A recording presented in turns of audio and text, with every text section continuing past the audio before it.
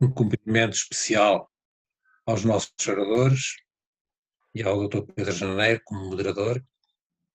Esta ação que se insere no âmbito que é um programa subsidiado pelo Compet, vem numa altura de grande incerteza, como todos nós sabemos, e que nos preocupa,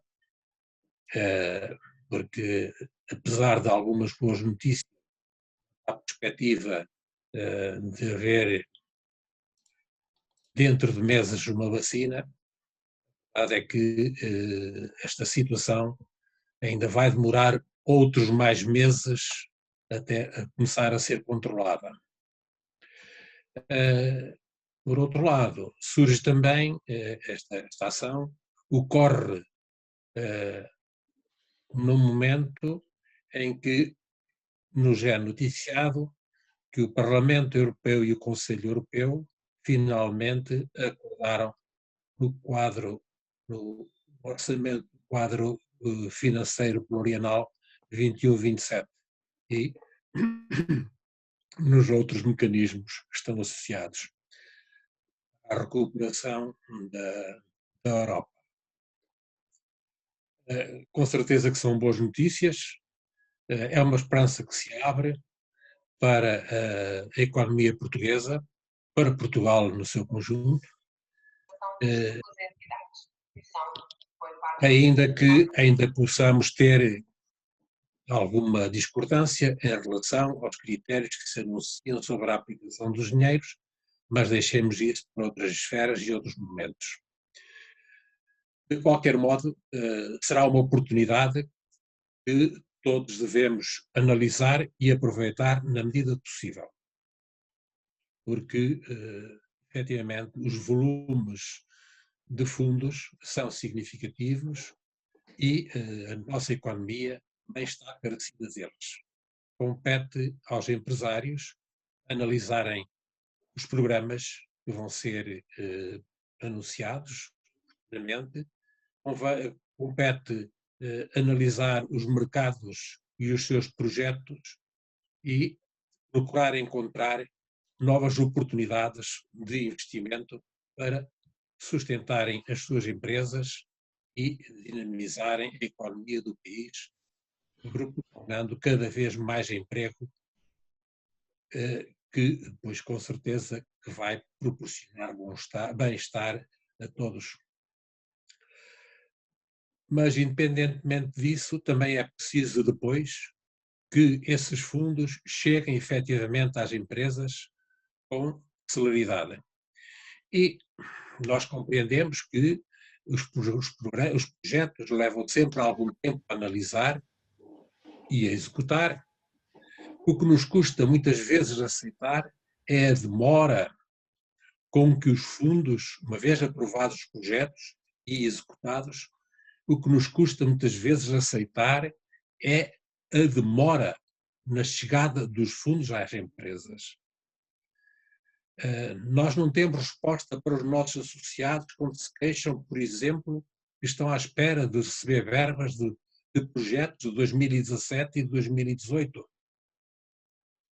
sabendo que, para além da descapitalização das empresas, dos compromissos que elas têm assumido e de, neste momento, estarem com a sua tesouraria ainda muito mais debilitada face à redução do volume de negócios, portanto, seria importante que houvesse um esforço para que os fundos que são devidos fossem restituídos às empresas com a maior brevidade, porque as empresas procuraram cumprir prazos e têm vindo a cumprir prazos, onde que é legítimo que também exijam que sejam tratadas de forma semelhante. De qualquer forma, volto ao princípio para dizer que esta é uma oportunidade que deve ser aproveitada. Vamos ter connosco a doutora Alexandra Vilela, do Compet, e o Dr. Jorge Brandão, da CCDRC, que com certeza terão notícias mais completas e oportunas para nos nos transmitir e agradeço mais uma vez a vossa prestação e passo a palavra.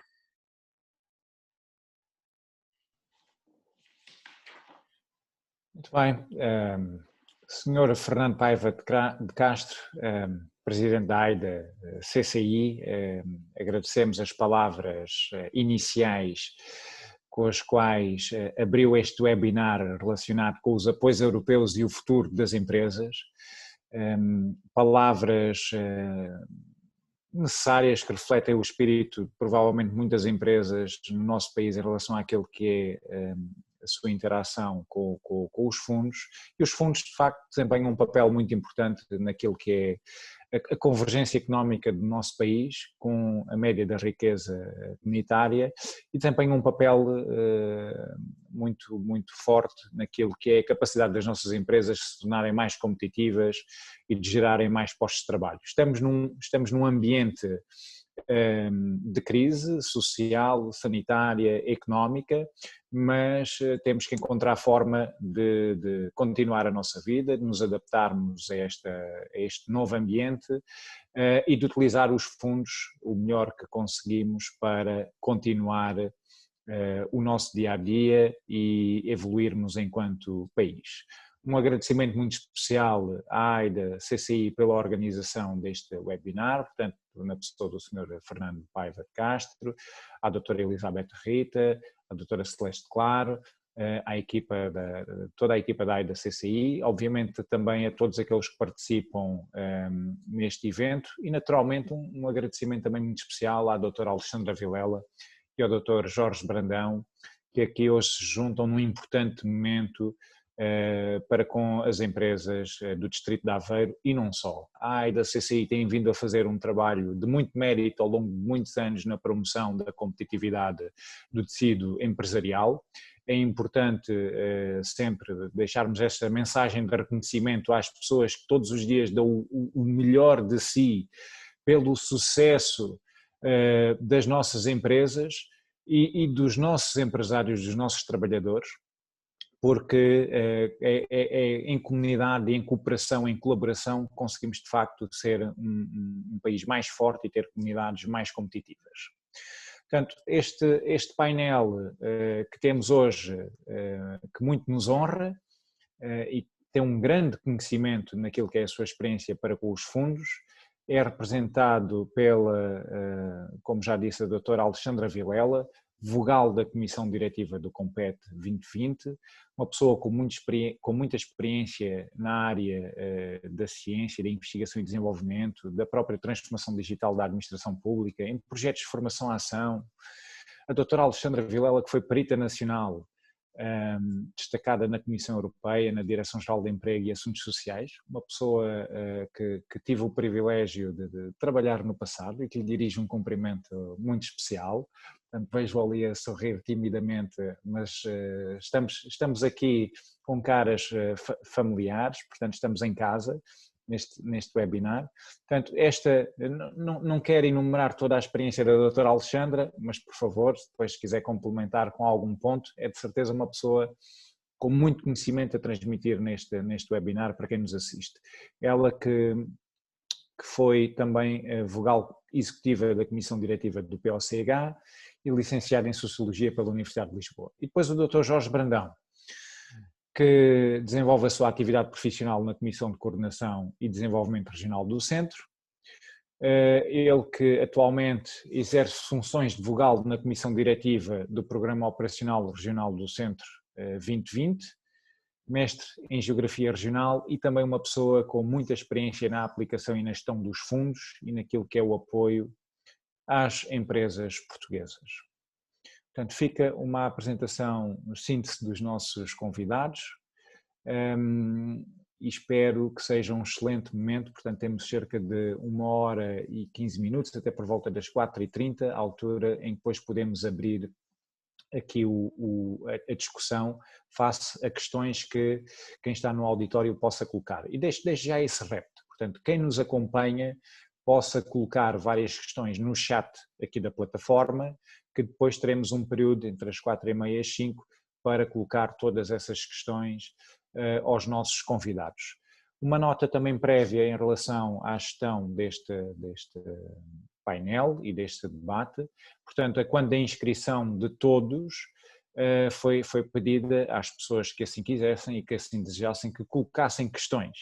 Portanto, nós recebemos muitas questões, fizemos uma seleção dos tópicos mais relevantes e ao longo desta próxima hora e 15 minutos iremos colocar aos nossos oradores questões que contemplam grande parte desses tópicos.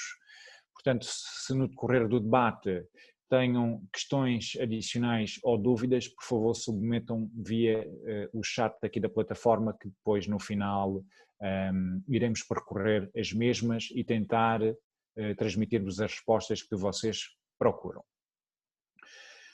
Vamos avançar com a abertura deste período de debate. Estamos aqui mesmo para debater e o Sr. Fernando Paiva de Castro referiu que esta semana tivemos boas notícias no Parlamento Europeu, foi aprovado o orçamento europeu, um orçamento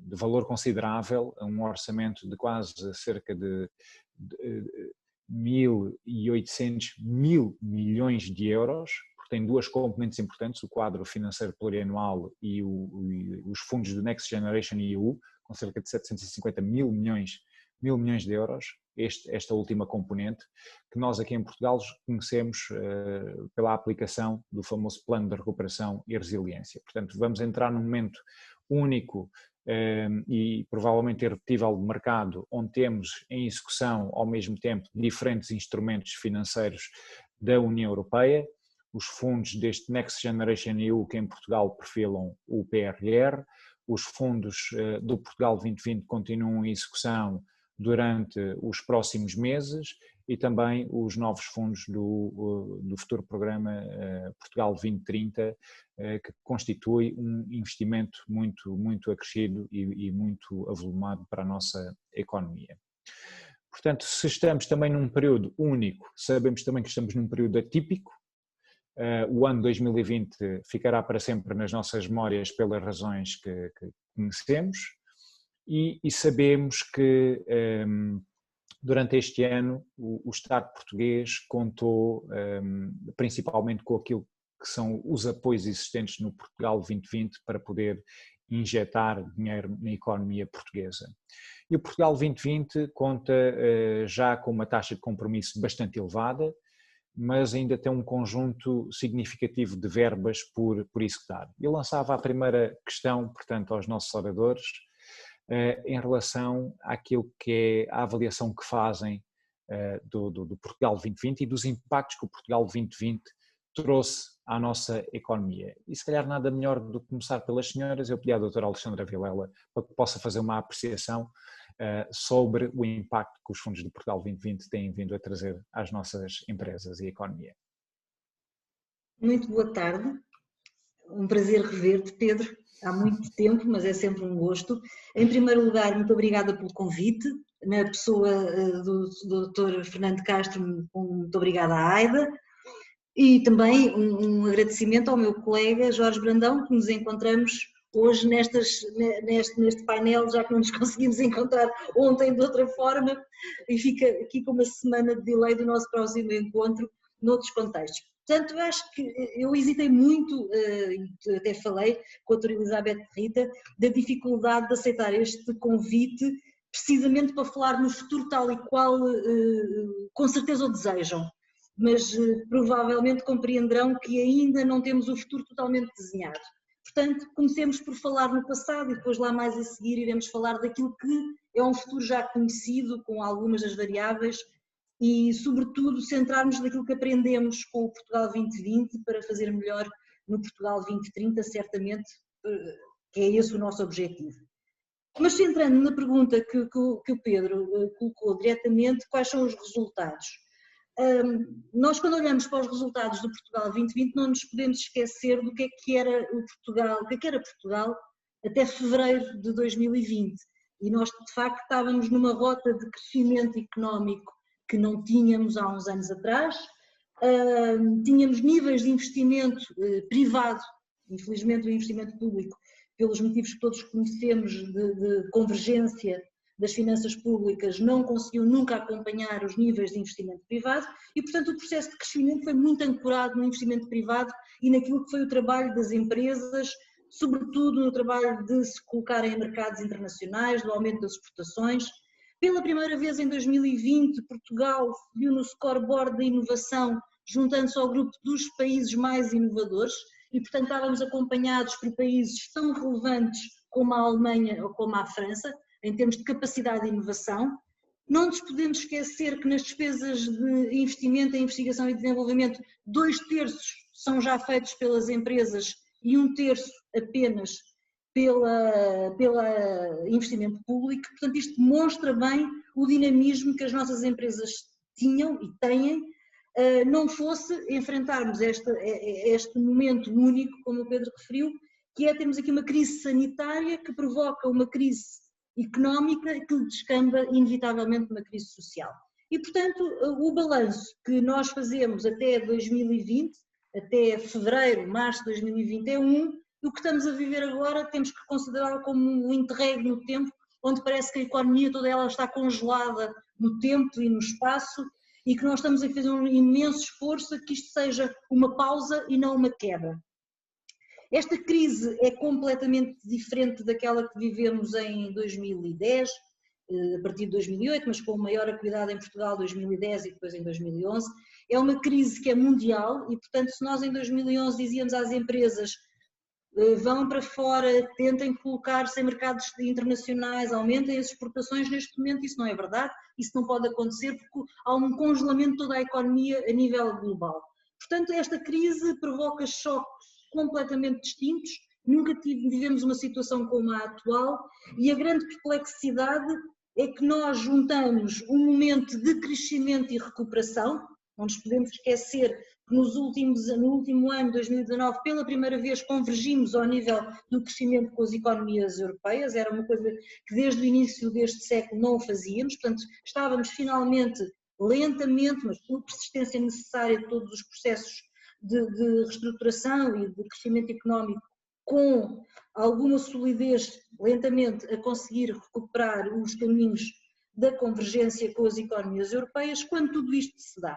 E, portanto, temos aqui um momento que é um momento único, gosto mais de lhe chamar singular, porque ele reúne em si um conjunto de dados absolutamente atípicos. Por um lado, uma rota de crescimento e de convergência, interrompida subitamente, de uma forma absolutamente brutal, como nunca foi conhecido, e ao mesmo tempo vamos ter o maior pacote financeiro à nossa disposição em termos de fundos comunitários.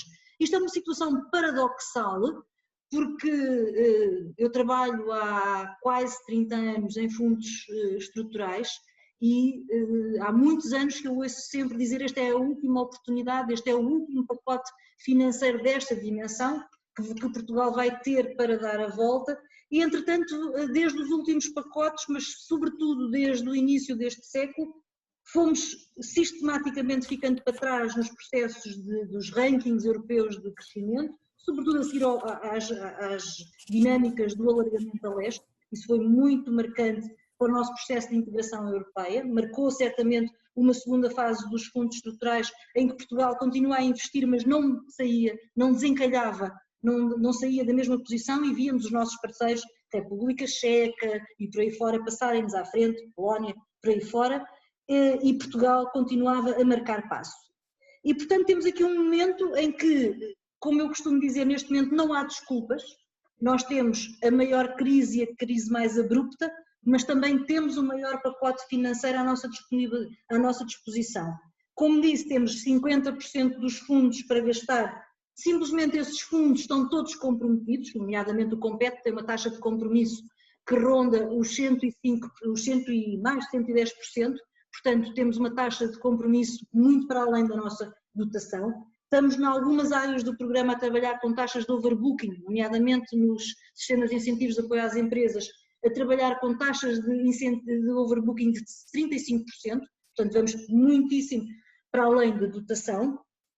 E neste momento temos este paradoxo de ter metade do dinheiro para gastar, muito mais do dinheiro que temos à nossa disposição. Um enorme ponto de interrogação, porque ao abrigo das regras de flexibilidade e de compreensão face ao caráter atípico da pandemia, não sabemos muito bem as desistências que vão existir, estamos a autorizar tudo o que é a reestruturação dos projetos, compreendendo que as empresas elas próprias não têm um conhecimento de todas as variáveis económicas para saber se vão continuar, se vão desistir, se vão de alguma maneira reestruturar os projetos e, portanto, estamos tendo o ano 2020 foi marcado por aquilo que se chama dar um tempo, estamos a dar um tempo aos projetos e um tempo às empresas e, portanto, não temos ainda a clara percepção de quais os projetos que vão desistir, de quais os projetos que vão reestruturar e quais os projetos que vão persistir.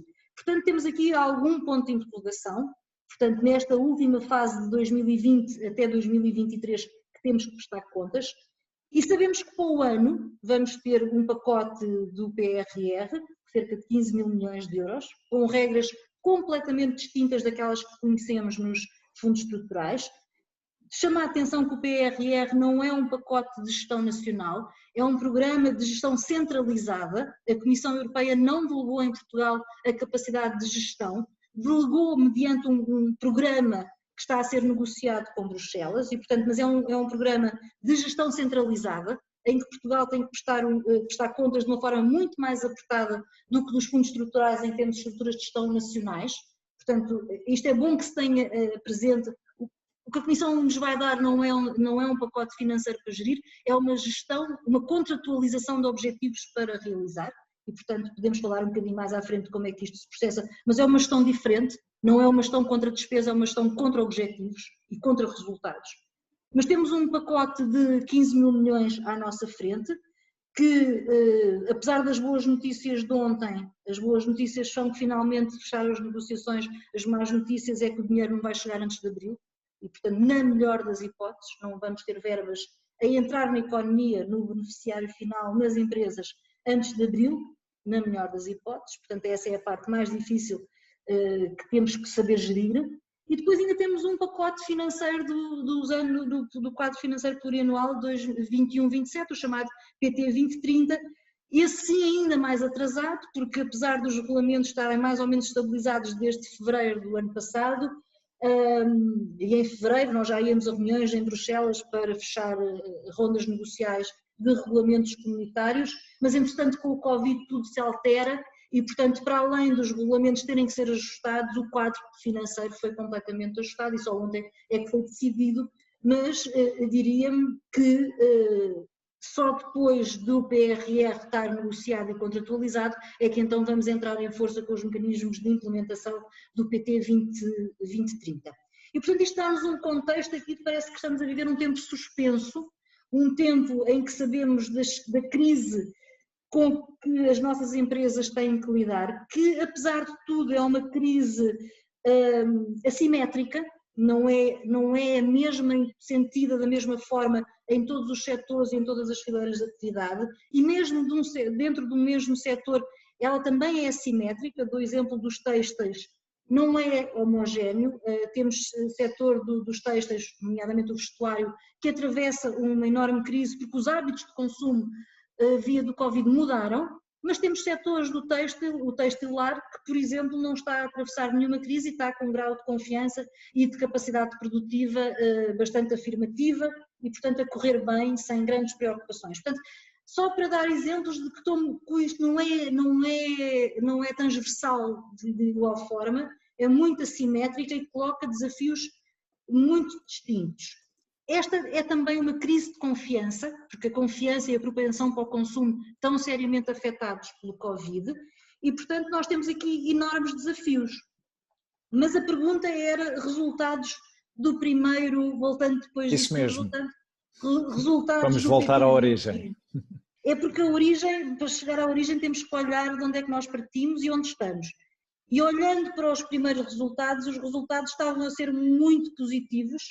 E eu lembro que em 2016 foi o ano de maior nível de aprovações do PT 2020, foi o ano dos primeiros avisos.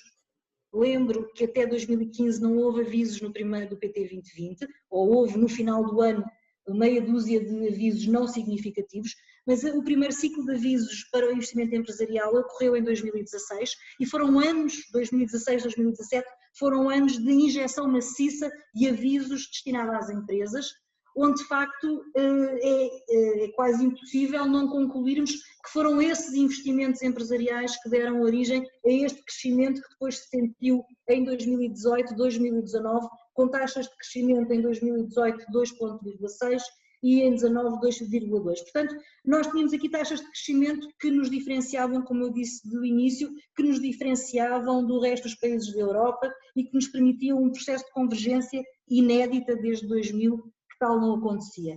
Portanto, e sobretudo alavancado no investimento privado e não como era hábito nos anos passados, ancorado em investimento e em consumo, investimento público ou em consumo privado. Foi muito alavancado pelas exportações e pelo investimento empresarial.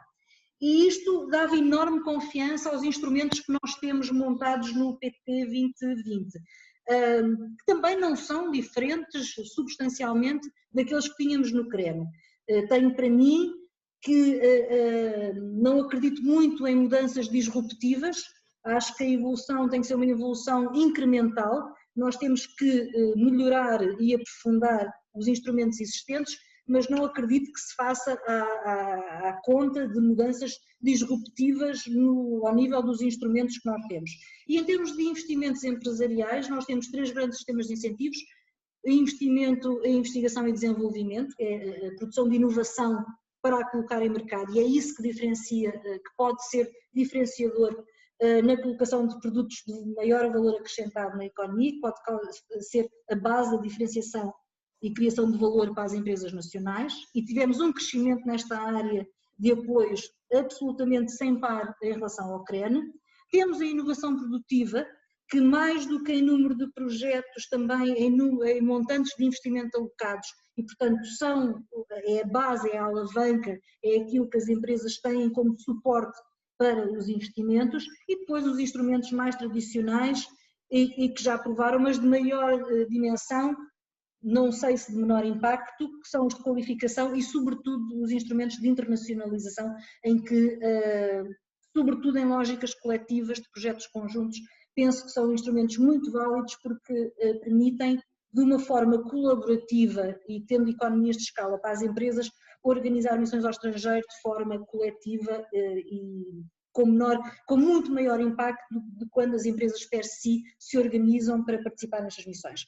Portanto, eu diria que os primeiros resultados são muito positivos, estavam a ser muito positivos até fevereiro, até isto ter de alguma maneira acontecido e ter causado este congelamento da economia e ter-nos levado a níveis que ainda hoje nós não conhecemos, ainda não somos capazes de dizer com toda a certeza quais são as consequências a médio prazo na economia. A curto prazo nós sabemos que elas são dramáticas, a médio prazo tudo depende se há uma vacina, se não há uma vacina a curto prazo.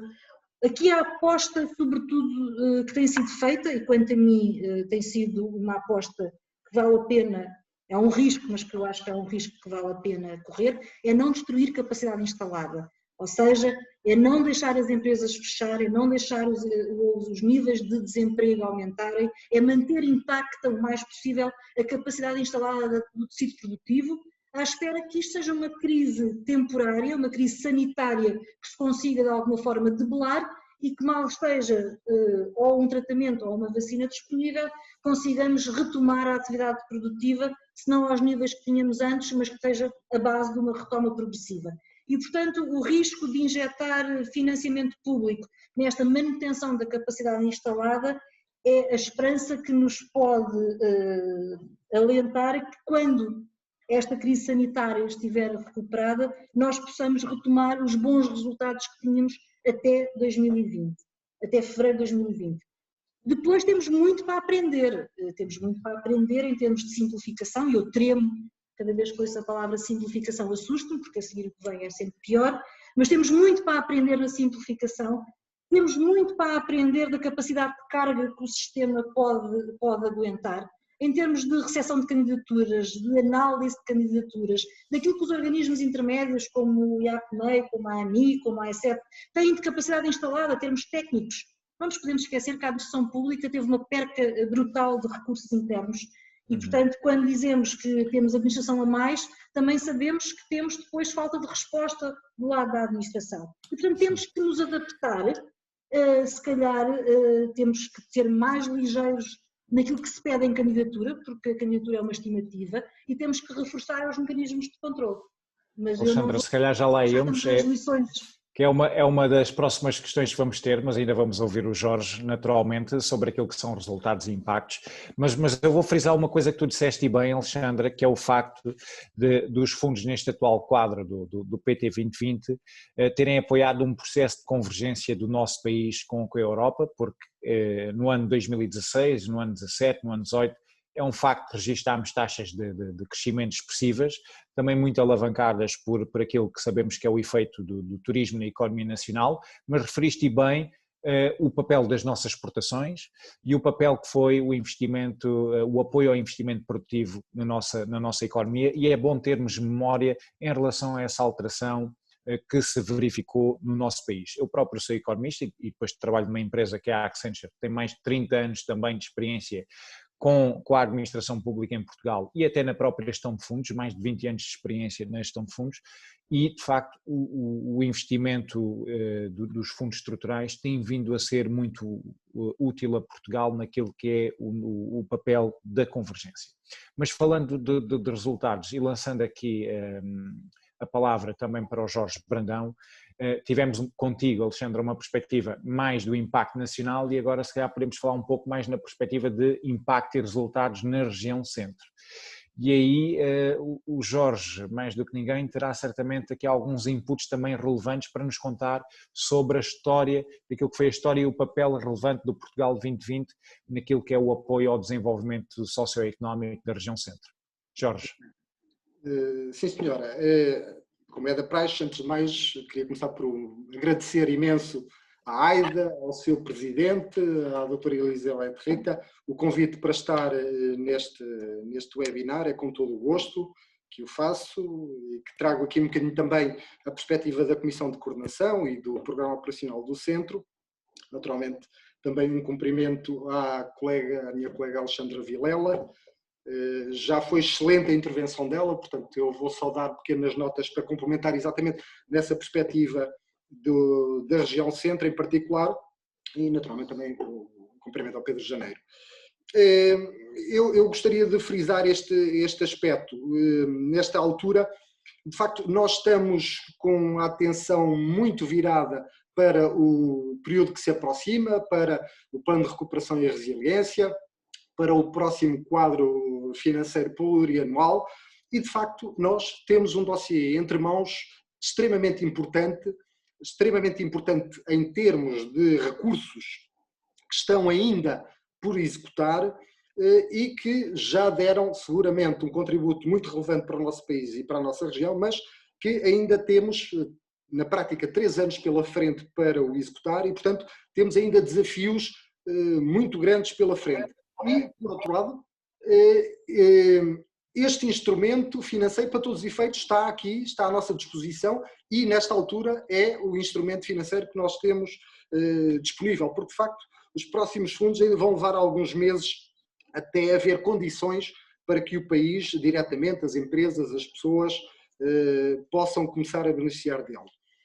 Uma primeira nota muito prática com alguns números para contextualizar um bocadinho a realidade. De facto, no caso do Centro 2020, nós nesta altura estamos com uma taxa de compromisso de cerca de 87%, no FEDER ela é um bocadinho mais alta, 91%, no Fundo Social Europeu é um pouco mais baixa, mas de facto ainda temos aqui uma componente muito grande para não só comprometer, mas principalmente para executar. Dito isto, nós fazemos uma monitorização semestral da aplicação dos fundos do Portugal 2020 na região centro e deixo-vos aqui alguns números. Até 30 de junho de 2020 estavam aprovados 6,3 mil milhões de euros de fundos europeus para a região centro. Portanto, Acho que vale a pena ter em atenção este número, é um número muito relevante. Por exemplo, fala-se no Plano de Recuperação e Resiliência com 13 mil milhões de euros, mas que é um facto. Só no contexto do Portugal 2020, a região centro, nesta altura, tem aprovado 6,3 mil milhões de euros. Naturalmente, oriundos do Programa Operacional Regional, mas também dos programas operacionais temáticos. E, curiosamente, é precisamente o COMPET aquele que contribui com uma fatia maior. O COMPET, nesta altura, refiro a 30 de junho deste ano, tinha aprovações da ordem dos 1,9 mil milhões de euros na região centro. Portanto, até mais do que o próprio programa operacional da região centro, nós estávamos na casa dos 1,8 mil milhões. E depois seguem-se os outros programas temáticos com contributos menos relevantes. Um aspecto ainda muito importante é que, no conjunto dos sistemas de incentivos aplicados à região centro, e portanto estamos a falar COMPET mais Centro 2020, estamos a falar de fundos na ordem dos 2,1 mil milhões de euros. Portanto, isto significa que 1/3 dos fundos aprovados para a região centro do Portugal 2020 estão a ser aplicados diretamente nas empresas. Só para vos dar também agora mais um número, naturalmente houve claramente aqui uma preocupação, um enfoque muito grande por dar resposta não só às empresas e à transformação da estrutura económica da nossa região e, portanto, foi isso que nos levou a estes números no contexto dos sistemas de incentivos. Obviamente isto tem uma consequência. Por exemplo, nós na dimensão da inovação produtiva, nós estamos com um compromisso de 140%. Na qualificação estamos com 142%. Na internacionalização estamos com 104%. No empreendedorismo é que estamos um bocadinho abaixo de 100%. Portanto, nós já ultrapassamos muito as dotações que temos disponível. Portanto, tendo em conta a procura, as necessidades das empresas, nós fomos aprovando e fomos avançando sempre, mesmo com as limitações das dotações. Um outro número relevante, nesta altura, na região centro, nós já temos mais de 50 milhões de euros aprovados para projetos no contexto dos avisos Covid. E esses 50 milhões de euros foram todos aprovados, já nós estávamos em overbooking. Achámos que não tínhamos forma de fazer diferente, senão dar resposta às necessidades das nossas empresas e, portanto, aprovámos ainda em overbooking, aumentando a taxa de overbooking no nosso programa operacional, também com estes avisos. E, portanto, é desta ordem de grandeza os números que nós temos atualmente no Portugal 2020, números de projetos aprovados, naturalmente que têm ainda um caminho muito relevante a fazer em termos de execução, mas obviamente nós já percepcionamos resultados, até porque esta dinâmica de transformação da estrutura económica da nossa região, nomeadamente, obviamente beneficia de um caminho que já vinha também a ser feito do CREN.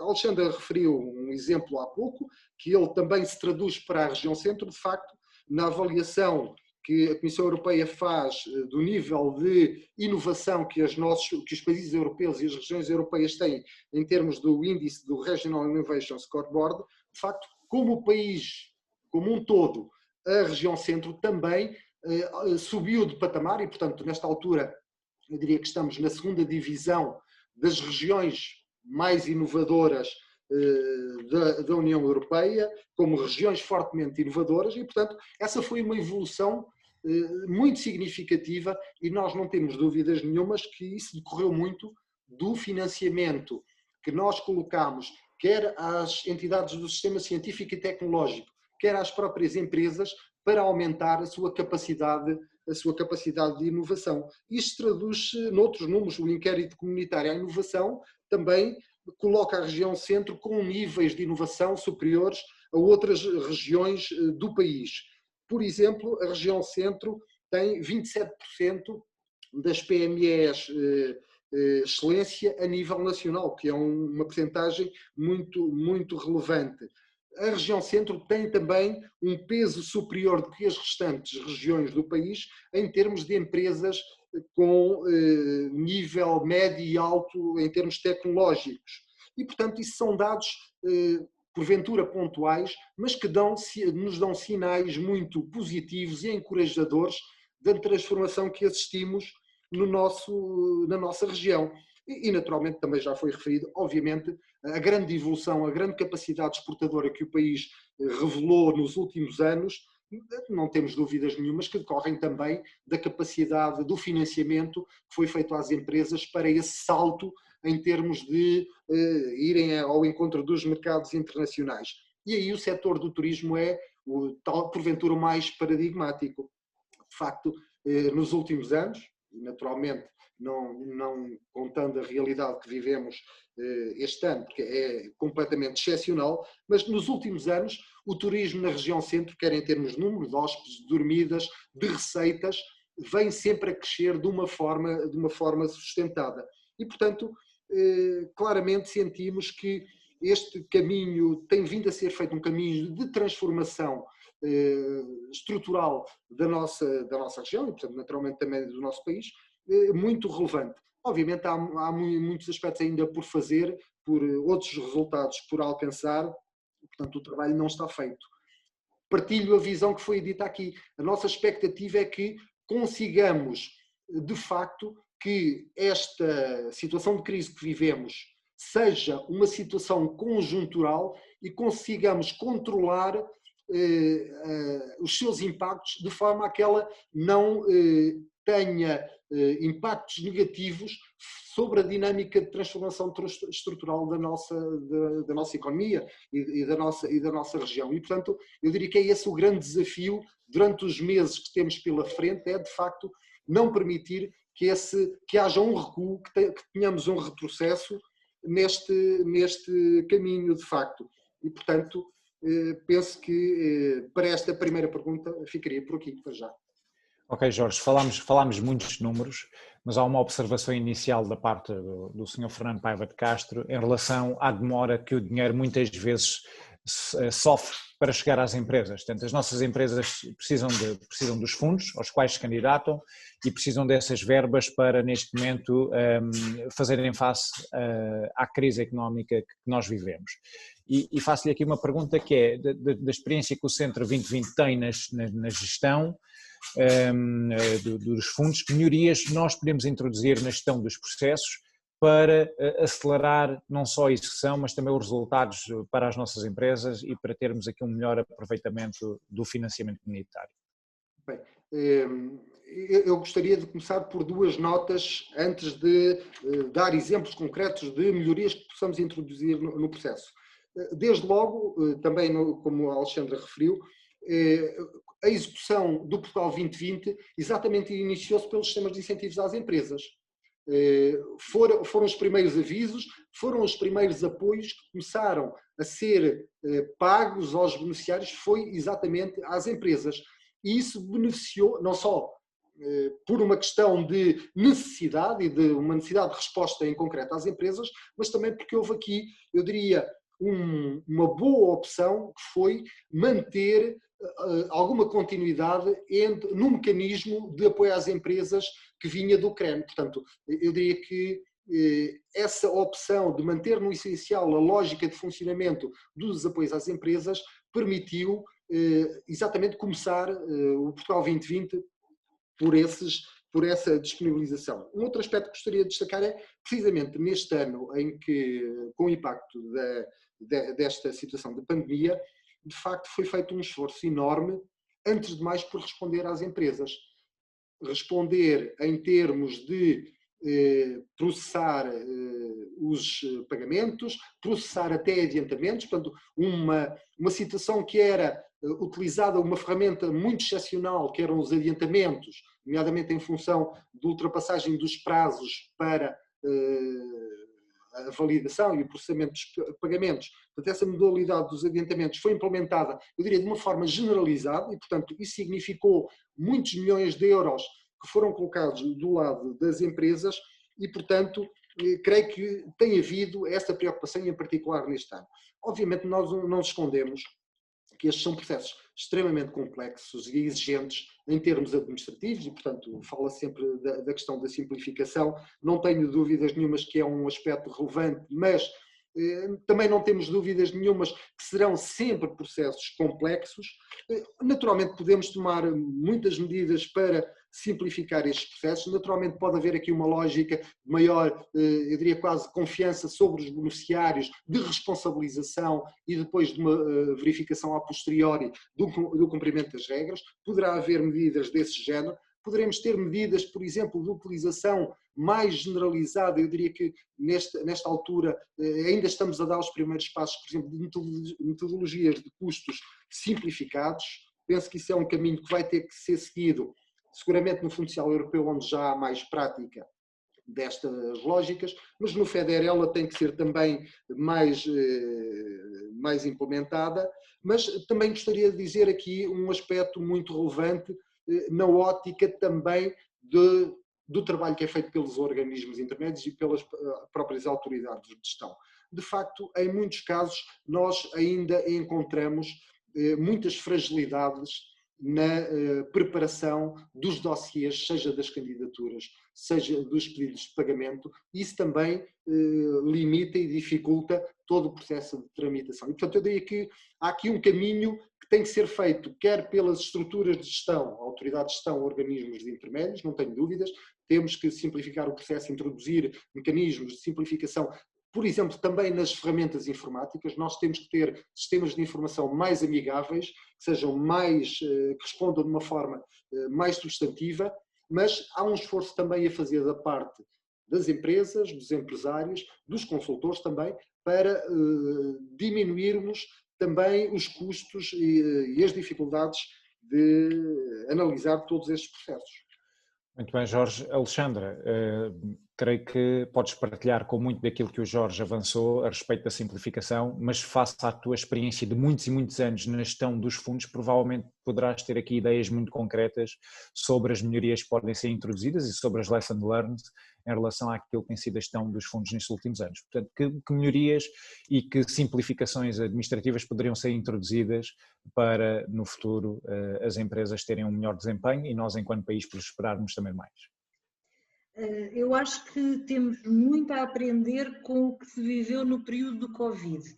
Ou seja, como o Jorge bem referiu, nós no período do Covid, por exemplo, fizemos uma aceleração absolutamente sem precedentes nas metodologias de pagamento com base nos adiantamentos. E pagámos generalizadamente adiantamentos em vez de primeiro validar a despesa e depois pagar, que era o circuito normal até aí, pagamento por reembolso. O que nós fizemos é pagamos primeiro, validamos a seguir e o ónus fica do Estado, da estrutura da administração e não fica do lado da empresa que já efetuou a sua despesa, quer ser ressarcida de forma rápida e depois há um acerto de contas no fim. Portanto, eu acho que a simplificação, como eu digo, não gosto da palavra, mas tem que ser desde os níveis da descrição de gestão de sistemas de controle. Nós temos todo um sistema de gestão e controle baseado na desconfiança e no medo e no erro, e isto tem a ver com o histórico de execução dos fundos estruturais nos anos 80 que nós não conseguimos ultrapassar, e se nós formos à Vox Populi, associam fundos estruturais a fraude, e isso está mais que provado. As primeiras vozes públicas em relação à bazuca foi e agora vai ser a fraude pegada neste país, o que não é o caso porque nós não temos taxas de erro que vão nesse sentido, pelo contrário, somos um país exemplar com um contrato de confiança com a Comissão Europeia, com a taxa de erro mais baixa de todos os países. Portanto, nós não temos que ter medo de aligerar os sistemas de gestão e controle na base da confiança e da responsabilização. E, portanto, temos que ser muito mais ágeis no ponto de partida, formulários de candidatura muito mais ligeiros, análise de candidatura muito mais aligeirada, porque uma candidatura não é um projeto, uma candidatura é uma estimativa de investimento e, portanto, nós não podemos ir olhar para a candidatura como se ela fosse um projeto onde vamos analisar todos os itens de despesa, todas as categorias de despesa e fazer uma análise quase como de execução. Não, uma candidatura é um projeto, é uma estimativa e é na execução do projeto que nós temos que ir aferindo se houve desvios, se não houve desvios, se vai no bom caminho ou não. Portanto, uma simplificação nos formulários, na análise da candidatura muito mais simples, muito mais com base em memórias descritivas, muito menos análises de custo financeiro, porque nós só temos que avaliar os grandes grupos de despesa e, portanto, tudo mais que diminua a carga de trabalho que os OIs, os organismos intermédios, têm na fase de análise, nesta perspectiva de que a candidatura é uma estimativa de investimento, não é um casamento para a vida, nem os casamentos são para a vida, quanto mais uma candidatura. Depois, tudo muito mais ligeiro a nível do que é exigente, do que é exigível para um pedido de alteração. Um pedido de alteração também tem que ser alguma coisa que pode ser feito ao longo da vida do projeto ou pode ser ajustado na fase de encerramento. No fundo, tudo aquilo que diminua a carga de trabalho dos organismos, porque se nós somos muito exigentes no antes e no acompanhamento, ao nível dos papéis, perdemos de vista aquilo que é o objetivo, que é o acompanhamento do projeto de facto no terreno. E, portanto, consumimos a ver papéis e não temos recursos para andar no terreno a fazer o acompanhamento dos projetos onde eles devem ser feitos, que é junto das empresas. Depois, todas as lógicas de custos simplificados, como o Jorge bem referiu, têm sido muito bem aproveitados pelo Fundo Social, não tanto para o FEDER. Temos lógicas de custos simplificados, de lump sums, de taxa fixa para custos com pessoal. Basicamente, há muitos projetos, por exemplo, no ID, em que a maior parte dos custos é massa cinzenta, são investigadores. Portanto, nós temos aqui metodologias de custos simplificados com uma taxa fixa para pessoal, por exemplo. Projetos abaixo de 100 mil euros já são obrigatoriamente utilizados apenas com custos simplificados. Temos também repensar, e penso que esta era uma das perguntas, também está feita, as metodologias de recepção de candidaturas entre concursos fechados ou abertos em contínuo. Isto pode muito bem ser uma solução, tem tudo prós e contras, como tudo na vida, mas pode ser uma forma de espaçar a carga de trabalho ao longo de um período mais alargado no tempo e não concentrar 1000 candidaturas ao fim de um aviso que está a 30 dias e depois nós temos 60 para ver um monte de candidaturas sem fim. E esse é um ponto especialmente relevante, Alexandra, desculpa interromper, mas de facto era uma das notas que tínhamos aqui para falar, que é esta nova forma de poder trabalhar os concursos. Há mecanismos hoje já para podermos trabalhar os concursos do próximo quadro comunitário desta forma? É fácil essa implementação e operacionalização? Muito fácil, aliás, nós já no PT 2020 temos algumas experiências de avisos em contínuo.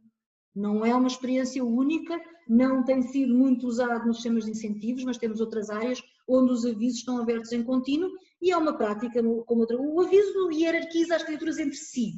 O em contínuo é um valor absoluto. Elas já são boas ou não são boas, mas temos tido a prova de que os avisos em concurso fechado geram uma carga de trabalho difícil de dirimir e pode não ser a melhor solução em todas as áreas de investimento. E isto não é uma ciência para a vida. Pode ser perfeitamente adaptada em geometrias variáveis consoante a natureza e os objetivos de cada aviso. Portanto, eu acho que é uma matéria que merece muita reflexão. Também temos avisos, temos feito algumas experiências de avisos first come, first served. Também é outra metodologia de trabalho. Fizemos esta experiência no Covid, em situações em que exatamente o objetivo é pôr dinheiro nas empresas de uma forma rápida. Também tem contras, quem não está no balcão registado tem que perder pelo menos um tempo a registrar-se no balcão e só depois é que pode ir à candidatura. Portanto, há aqui muitas coisas a estudar, mas há muitas áreas de simplificação e, mais importante, nada disto decorre de nenhum espartilho comunitário, é apenas nacional e nós temos que pôr a nossa imaginação, a nossa criatividade e a nossa abertura mental em encontrar as melhores formas de fazer o delivery das políticas. Não há nenhuma regra para ser concurso fechado, concurso aberto, first come, first served, nada. Tudo isto é combinável naquilo que for o melhor em cada objetivo, em cada aviso e em cada segmento de apoio. Depois há uma área também que eu acho que tem a ver com simplificação, que tem a ver com a própria capacitação das agências públicas que fazem a gestão dos fundos comunitários. De facto, nós temos que ponderar a efetiva capacitação das agências públicas, tanto em número como em qualidade. Nós temos uma administração pública muito envelhecida, não tem entrado recursos novos e nós precisamos de sangue novo na administração pública. Uma organização é como uma família, precisa de filhos, de pais e de avós. E nós neste momento temos uma administração de pais e de avós e não temos sangue novo e é preciso pessoas acabadas de sair das universidades, da consultoria, pessoas novas que nos venham também trazer sangue novo e mostrar que há várias maneiras de fazer bacalhau, há 1000 receitas, não é? Portanto, não há uma única. E, portanto, nós precisamos de renovação e de capacitação das agências. Há muita coisa que pode ser feita em outsourcing, por exemplo, não implica rigidez da administração. Há muita matéria de análise, de avaliação técnica, também pode não ser feita no interior da administração, mas pode ser em parceria com a academia, com outras entidades que podem vir auxiliar dentro da sua missão técnica. Temos algumas experiências também já feitas, por exemplo, em avaliação de projetos em parcerias com a academia. Portanto, há aqui uma matéria muito, muito importante e significativa. Estejamos todos de acordo e tenhamos todos vontade de que nada é imutável e que, portanto, as metodologias estão todas em aberto e que todos temos que conversar com os outros da melhor maneira de fazer isto. Agora, que de alguma maneira aquilo que nós podemos retirar deste período de programação como mais negativo foi de facto o tempo de análise e de aprovação dos projetos. Não podemos ter avisos com tempos de decisão que às vezes chegam a demorar um ano. E portanto isto não pode acontecer, porque isto é o contrário de pôr dinheiro da economia, isto é retardar as decisões de investimento e ao fim de um ano de um projeto estar em análise eu pergunto-me qual é o empresário que ainda mantém exatamente as mesmas condições de investimento. Entretanto um conjunto de variáveis mudou e portanto se calhar o projeto deixa de fazer sentido e deveríamos perder menos tempo na avaliação das candidaturas e mais tempo no acompanhamento dos projetos durante a execução. E na tua opinião, Alexandra, este tempo excessivo na análise dos projetos acontece principalmente porquê? Porque nós pedimos um excesso de informação em candidatura que depois muitas vezes não serve para nada. O primeiro princípio deve ser só pedir aquilo que nós depois temos interesse em acompanhar. E muitas vezes pedimos informação que não nos serve para nada, que só dá trabalho aos consultores para fazer uma candidatura mais completa, umas memórias descritivas mais baseadas em análises de produtividade, por aí fora, mas que de facto depois não é isso que está em causa na execução do projeto, não são essas as variáveis-chave.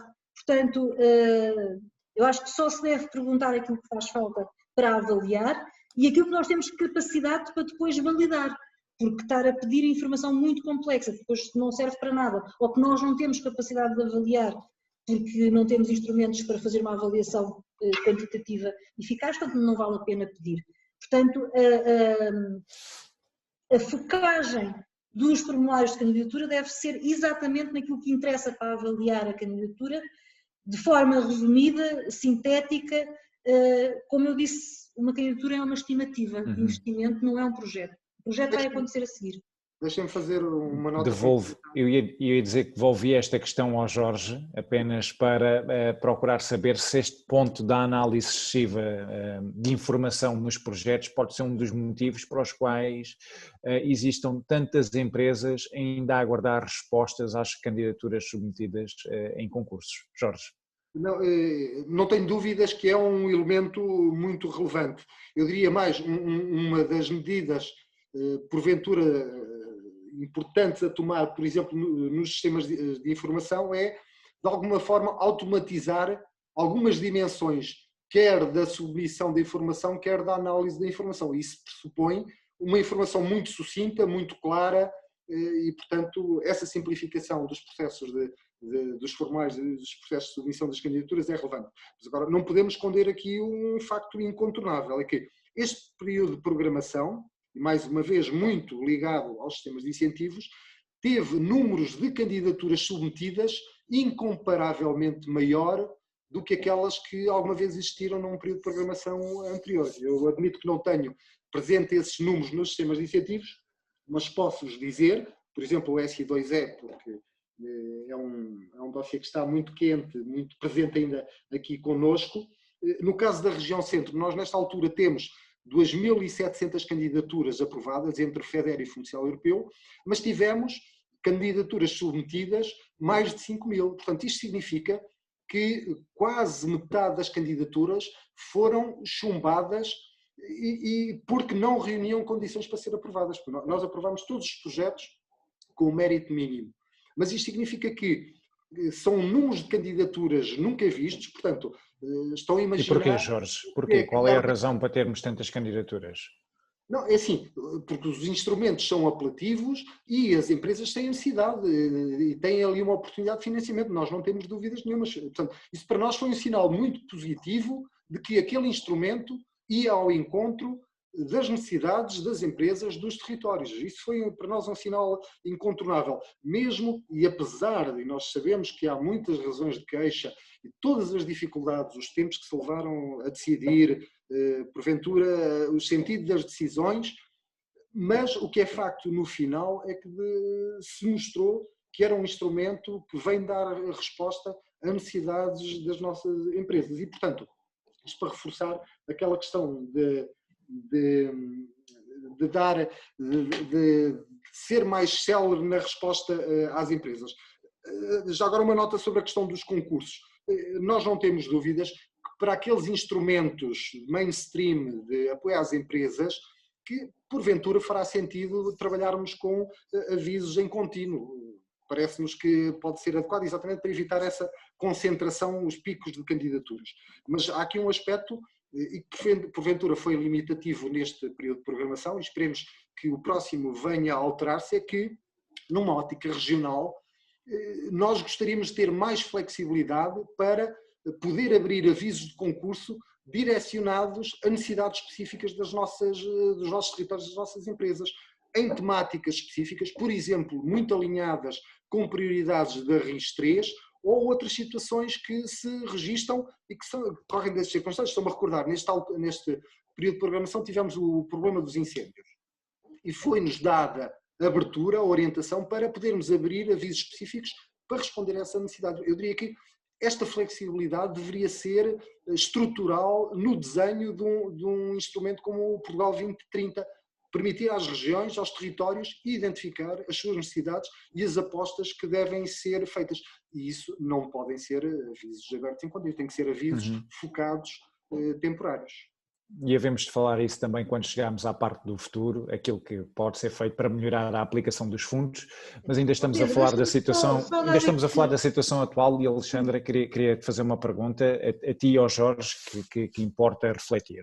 Portanto, disseste tu há pouco que nós aprendemos muito com a situação do Covid e que introduzimos aqui algumas alterações que permitiram fazer com que o dinheiro chegasse mais rapidamente às empresas, mas também sabemos que muitas empresas aguardam resposta a candidaturas colocadas. O que é que nós podemos fazer neste preciso momento para que as empresas, ainda à luz do Portugal 2020, tenham acesso rapidamente ou tenham respostas rápidas às suas candidaturas e tenham com isso rapidamente verbas e a execução necessária para nós alavancarmos também a execução do próprio Portugal 2020? Só completando, antes de dar a resposta direta, só para dar a ordem de grandeza, nós no CREN, no conjunto do sistema de incentivos das 3 tipologias, tivemos 9.800 candidaturas, durante o CREN todo. Até agora, até à data de há 15 dias atrás, tivemos no PT 2020 16.100 candidaturas. Isto é um aumento, grosso modo, de 34%. Portanto, isto tem consequências. Nós queremos mais candidaturas, mas querer mais candidaturas porque ela traduz um aumento do investimento por parte das empresas. Mas não podemos continuar a trabalhar da mesma forma que trabalhávamos até aqui. Portanto, só para dar esta nota, de facto há uma enorme procura, tem que nos conduzir a trabalhar de outra forma e encontrarmos outras formas de trabalho. Eu neste momento, em relação ao ponto de situação das candidaturas que ainda não foram aprovadas, nós não fizemos ainda o exato ponto de situação que devíamos ter feito ontem, mas a noção que eu tenho é que temos casos muito pontuais de 2 avisos, um de inovação produtiva, outro de IDP em copromoção, que é onde se verificam os maiores atrasos, sobretudo no IDP em copromoção, que é um aviso de 2019 que ainda está em fase de decisão, e temos o aviso 7 do inovação produtiva, que também já está em fase de decisão e todos os dias estamos a notificar, pelo menos ao nível do COMPET, todos os dias estamos a emitir decisões de aprovação e, portanto, pensamos que até a final deste mês ele fica completamente decidido. De resto, todos os avisos Covid estão decididos, foi um enorme esforço face à carga de trabalho, é exatamente isso, aprendemos muito com a forma como simplificámos estes avisos Covid, mas diria que neste momento até graças ao facto de não termos aberto muitos avisos este ano, estamos a conseguir tratar, tudo bem, tivemos um problema, demos prioridade aos avisos Covid e o IDT com promoção e inovação produtiva ficaram um bocadinho mais atrasados em função dos avisos específicos 14 e 15, que foram avisos especificamente destinados a produtos Covid, e portanto os outros avisos de inovação produtiva ficaram um bocadinho para trás. Mas eu diria que não é uma preocupação porque eles estão a ser tratados, não é dos momentos em que haja uma situação dramática, sendo que todos os pagamentos estão a ser feitos por adiantamento, portanto os pagamentos neste momento chegam e são processados 3 ou 4 dias depois. Ok.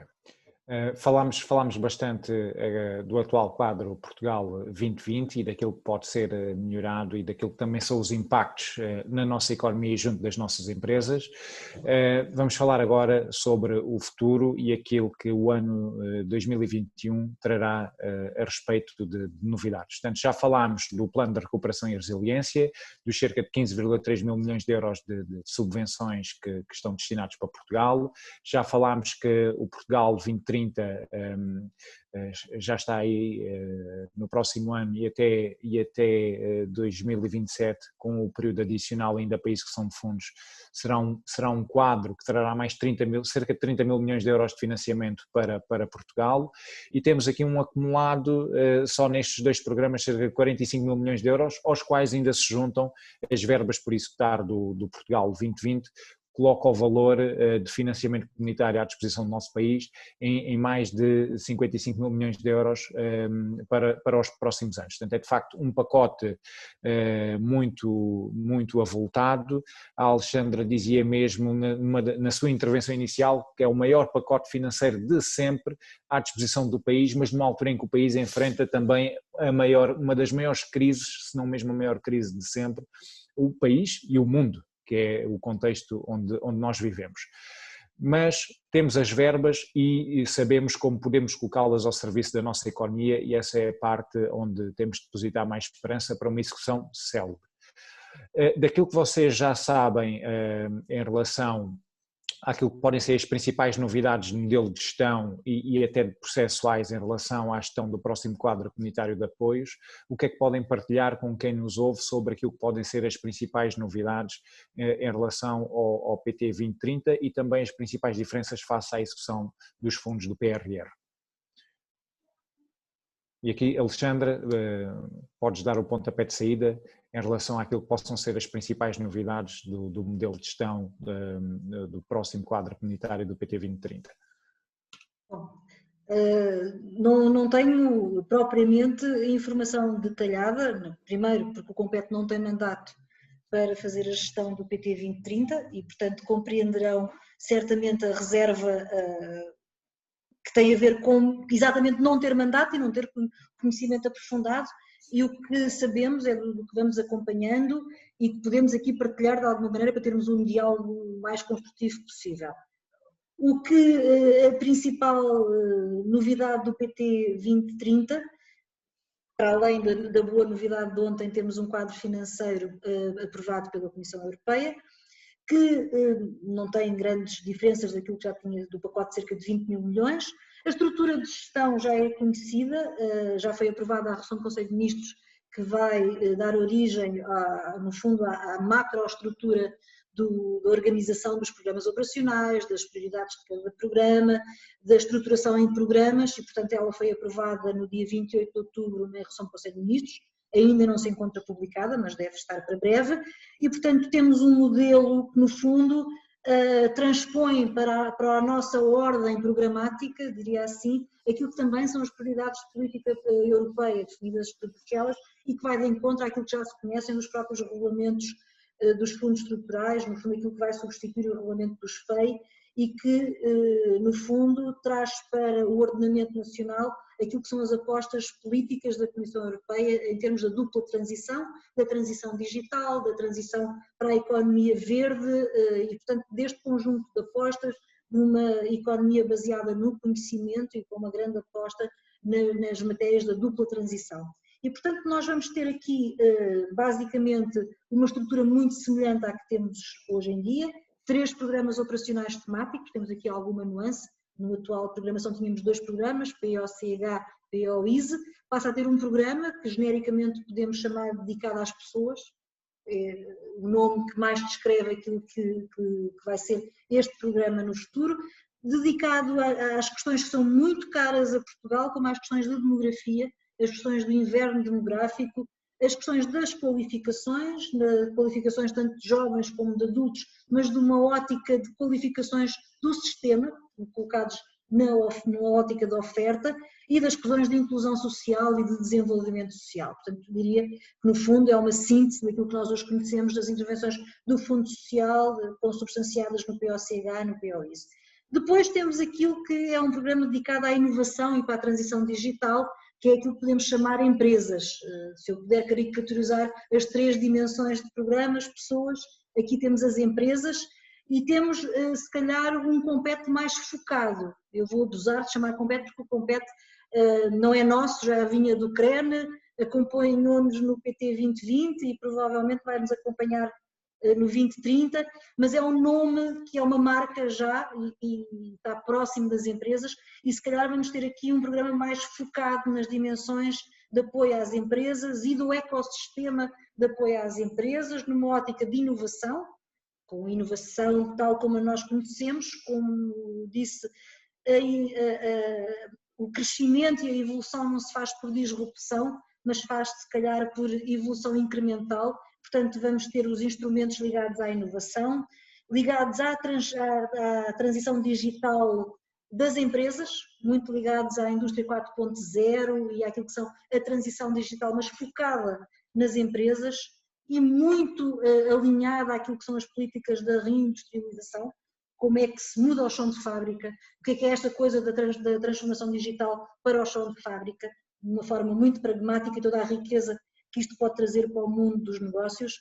E depois aqui uma área que é de alguma maneira nova, ou pelo menos desta perspectiva, que a mim pessoalmente me toca muito, que é uma política de apoio às qualificações, mas do lado dos ativos empresariais. Ou seja, não é da ótica da oferta de qualificações, é na ótica das qualificações alinhadas àquilo que as empresas precisam. E isto não está na agenda das pessoas, está na agenda das empresas. Eu acho que isto faz toda a diferença. No fundo, é promover as qualificações que as empresas precisam para elas próprias darem o salto para se adaptarem às lógicas da transição digital e da dupla transição verde e azul. E depois um terceiro programa que corresponde ao clima. Temos pessoas, empresas e clima. Este terceiro programa temático irá corresponder àquilo que conhecemos, grosso modo, do POCUR, ligado ao ambiente e às infraestruturas de transportes, no fundo, à sustentabilidade dos recursos. E depois temos os 5 programas regionais, nos formatos que eu passo para o Jorge, mais 2 do continente e um programa de assistência técnica, mas eu diria que esta arquitetura é aquela que é conhecida, é aquela que permite dar uma resposta cabal e imediata àquilo que são as apostas também do New Deal que a Comissão Europeia estabeleceu como desafio aos Estados-membros, e acho que temos aqui os instrumentos e os recursos necessários para cumprir estes objetivos. Muito bem, Alexandre, acho que cumpriste perfeitamente o papel e aquilo que se esperava nesta intervenção e nesta partilha de conhecimento, apesar do Compete não ter um mandato para comentar o modelo de gestão. Há muita informação que é pública, muitas vezes a quem está no lado das empresas, por circunstâncias do dia-a-dia, não tem tempo para ler as notícias, e fizeste um excelente resumo em relação àquilo que já é conhecido sobre o próximo quadro PT 2030. Falaste na perspectiva macro, importa agora perceber também na perspectiva regional aquilo que se pode esperar de alterações ao dia-a-dia na gestão dos fundos para uma região como a região centro. Jorge, há algum complemento a colocar em relação ao que a Alexandra disse e principalmente o que é que se espera também aqui na realidade da região centro em relação à alocação das verbas do Portugal 2030? Claro. Eu diria que no quadro que a Alexandra traçou muito bem, obviamente na nossa ótica, a nossa expectativa é que os programas operacionais regionais possam ter pelo menos a importância que tiveram neste período de programação no PT 2020. De facto, eu diria que porventura a ambição até poderia ser um bocadinho mais, isto é, num momento em que até procedemos à eleição dos presidentes das CCDRs e, portanto, independentemente das vicissitudes do processo, o que é facto é que hoje os presidentes das CCDRs têm uma outra legitimidade. A nossa expectativa é que o reconhecimento dessa legitimidade passe também por dar importância aos programas operacionais regionais e, portanto, insisto, para nós o que gostaríamos é que pelo menos o próximo programa operacional regional do centro tivesse a importância, em particular financeira, que tem hoje no Portugal 2020. Dito isto, nós não temos dúvidas nenhumas que a aposta que tem que ser feita no futuro é uma aposta de continuidade. Neste período de programação, claramente, o foco nas empresas, o foco na inovação foi determinante. Eu diria que poderíamos fazer umas contas rápidas da nossa dotação global do Portugal 2020 entre FEDER e Fundo Social Europeu. Nós estamos a colocar, se calhar, entre 50% a 60% do programa nas empresas ou, como disse a Alexandra, no ecossistema à volta das empresas. E isso é muito relevante e a nossa expectativa, naturalmente, é dar continuidade a esse processo. Até porque as orientações da Comissão Europeia, de alguma forma, também nos impõem isso. Claramente, os objetivos prioritários são a Europa inteligente, a Europa sustentável e, portanto, isso vão ser as traves mestras, seguramente, do próximo programa operacional regional. Eu diria que é o que, nesta altura, podemos dizer. Obrigado, Jorge. Caminhamos para a conclusão deste painel, mas ainda temos algumas questões para vos colocar e quero só relembrar a quem nos ouve que podem colocar questões adicionais para o período seguinte, portanto para o debate até às 5 horas, no chat desta plataforma. Portanto, quem tiver questões, já estamos a receber algumas, coloquem-nas no chat da plataforma para depois colocarmos aos nossos convidados. Ainda falamos do PT 2030 e é importante também que as empresas ou os empresários que nos acompanham possam perceber se já existe alguma luz sobre aquilo que possam ser os próximos apoios às empresas ou principalmente se determinados apoios que existiam no PT 2020 podem ser replicados no PT 2030. E falo, por exemplo, do SI2E ou do sistema de incentivos à inovação produtiva. E aqui, Jorge, pergunto-lhe se já existe algum tipo de informação, pelo menos que vos tenha sido feito chegar, sobre incentivos que poderão continuar no próximo quadro comunitário de apoios.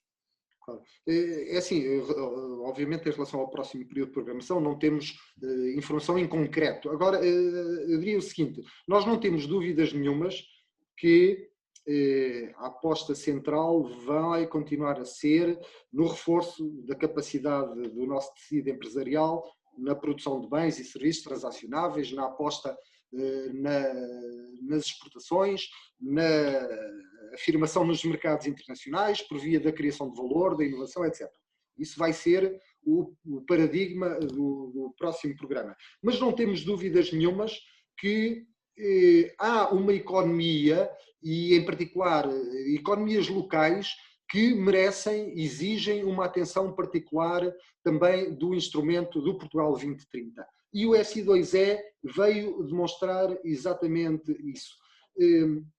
Eu dei no início aqueles números todos relativamente à importância dos apoios aos sistemas de incentivos às empresas, mas se nós formos analisar territorialmente, claramente são os territórios do litoral, com particular destaque para a região de Aveiro e a região de Leiria, que estão a beneficiar desses fundos. Têm uma estrutura económica forte, dinâmica e, portanto, naturalmente, são os principais beneficiários desses instrumentos.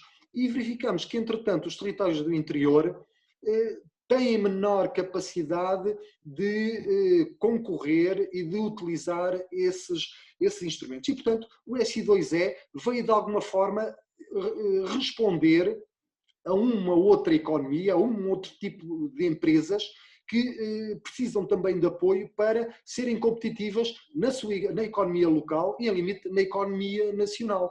O SI2E fez esse papel. E, portanto, a nossa expectativa é que, no futuro, tem que haver um instrumento desse género. Mas eu posso acrescentar já uma notícia, é que o Portugal 2020 ainda não acabou. E, portanto, ainda aqui há alguns aspectos. E nós estamos, precisamente, nesta altura, a trabalhar num instrumento melhor. O SI2E está em implementação e, portanto, estão a ser executados os projetos, perfeito.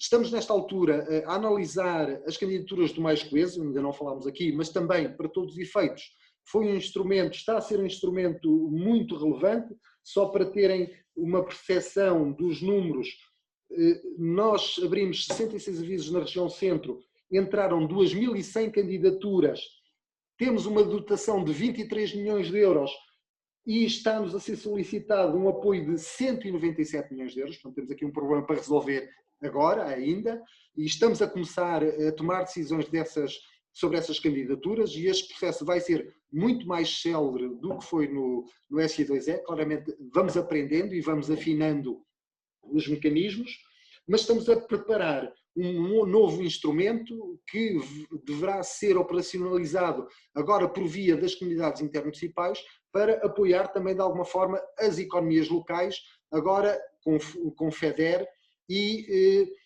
perante a realidade do país hoje, já não será um instrumento que exige a criação líquida de emprego, será um instrumento que pede às empresas que pelo menos mantenham o emprego que têm. E, portanto, é um instrumento de apoio ao investimento da empresa com, lateralmente ou indiretamente, pelo menos as empresas manterem os postos de trabalho que têm. E, portanto, é também, enquadra-se aqui de alguma forma, de resposta também a esta situação de crise que vivemos e ajudar as pequenas empresas, as pequenas economias a manter o seu dinamismo e não sussurrarem perante esta situação que vivemos. Alexandra, creio que da experiência que temos de gestão do Portugal de 2020 e face àquilo que o Jorge também agora referia, que é relevante, vamos continuar a ter PT 2020 e vamos ter PT 2020 ainda durante uns bons largos meses, pelo menos até a final de 23, mas sabemos que há muita expectativa da parte dos nossos empresários de perceberem que apoios realmente podem ter durante os próximos meses para o estímulo do seu próprio negócio e o investimento produtivo. E aqui lançava-te a mesma questão, que é, com base na informação que já possas ter, o que é que tanto do lado do Portugal 2020 como já do Portugal 2030 pode existir ou pode continuar a existir para apoiar as empresas em termos de instrumentos mais relevantes? A aposta no futuro, como o Jorge diz, é feito de vários níveis. Há um primeiro de manutenção.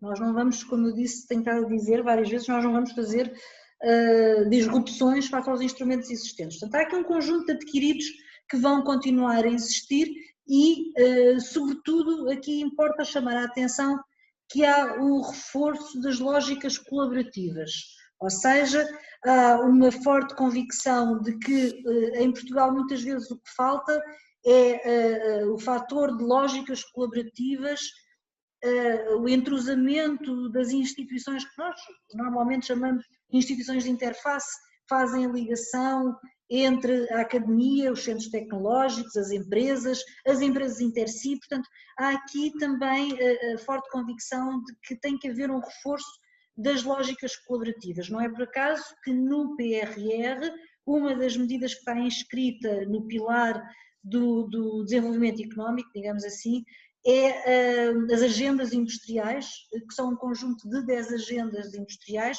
onde é procurado, de facto, projetos que tenham uma dimensão colaborativa, ou seja, não é um projeto de investimento individual das empresas, mas é uma fileira, é um cluster, é um mobilizador de curta duração, digamos assim. No fundo, é uma congregação de uma agenda de investimento de forma colaborativa. Mas isso, como digo, é na lógica do PRR, e o PRR tem uma lógica de execução totalmente diferente do 21-27, como eu acabei de dizer. Primeiro, também disse logo no início, é uma contratualização de objetivos, é um programa de curta duração, 21-26, portanto não temos aqui um espaço de 10 anos como temos normalmente nos quadros financeiros plurianuais para executar, portanto os projetos têm que estar começados, acabados e provar resultados. O que se contratualiza não é faturas e recibos nem despesa, é resultados e portanto os projetos têm que ter esta vertente muito pragmática de apresentar reformas estruturais e fazer prova destas reformas.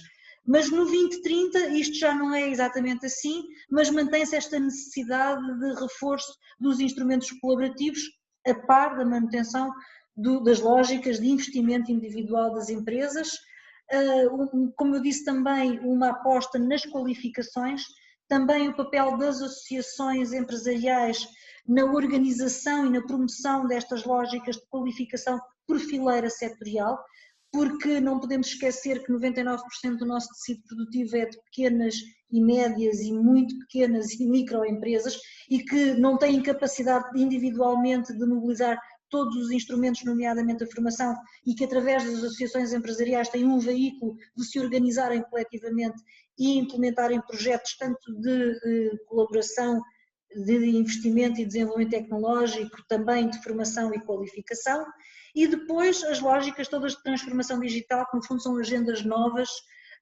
em que os instrumentos, tanto da economia circular, da utilização eficiente dos recursos, tanto ao nível da utilização das águas, do saneamento, das energias renováveis, está toda uma lógica de energia verde que vai estar desenvolvida, e isto são as grandes áreas de aposta, mas estas novas áreas têm que ser balanceadas com os adquiridos que nós temos e que provaram dar estabilidade às lógicas de investimento empresarial que são necessárias e que provaram dar resposta às necessidades das empresas. Mas se eu pudesse salientar algo que irá marcar certamente o novo período de programação, é um enfoque nas lógicas colaborativas, na política de clusterização, nas intervenções através das dimensões de clusterização da economia. Aproveitámos também já para falar do PRR e estamos praticamente a chegar ao final aqui deste período de questões que tenho para vos colocar. Antes de passarmos para o público, volto a apelar para que possam colocar questões no chat. Temos aqui dois excelentes oradores, duas pessoas com muita experiência na gestão dos fundos, portanto todas as questões que tenham coloquem por favor no chat, tanto para a Alexandra como para o Jorge, mas queria ainda falar um pouco PRR convosco. Muito se tem falado de facto sobre o plano de recuperação e resiliência e sabemos que é um plano com 15,3 mil milhões em subvenções, ainda tem uma parte muito relevante de empréstimos que Portugal provavelmente pode não utilizar na totalidade, mas sabemos também que este plano está organizado em três grandes dimensões, tanto as dimensões da resiliência, muito ligada às questões sociais, às questões climáticas e às questões digitais, e por sua vez depois são 9 grandes roteiros, 17 componentes e 64 rúbricas de investimento, onde estão organizados este valor muito considerável de investimento. E a Alexandra há pouco falava sobre aquilo que são diferenças significativas face à gestão do quadro PT 2030, o PRR mais orientado para impactos estruturais na economia e resultados estruturais do ponto de vista social e económico, mas há também, e cada vez vamos sabendo mais sobre o PRR e sobre aquilo que são regras de funcionamento. E apelava aqui um pouco também ao vosso conhecimento e à vossa experiência, para mais uma vez e perante a nossa audiência, poderem contextualizar um pouco mais sobre aquilo que de facto são diferenças na aplicação deste pacote de financiamento e o que é que as empresas podem ao fim e ao cabo esperar destas dotações que aqui estão disponíveis. E Alexandra, portanto, terminaste a intervenção e podes fazer a ponte também, pedir-te para fazeres a ponte, para aprofundar um pouco mais sobre o PRR e vincar claramente as diferenças em relação àquilo que são os pacotes PT 2020 e PT 2030. Então, se calhar, começando pelo modelo de governação, daquilo que é conhecido do modelo de governação, recordar que ainda não existe um regulamento comunitário para o PRR, está em fase de negociação e de aprovação. Houve uma primeira proposta nacional apresentada à Comissão Europeia, mas digamos que não há um regulamento comunitário, tal como há para os fundos estruturais, mas que vai haver, mas que ainda não é conhecido e ainda nem sequer está em fase de interação com os Estados-membros.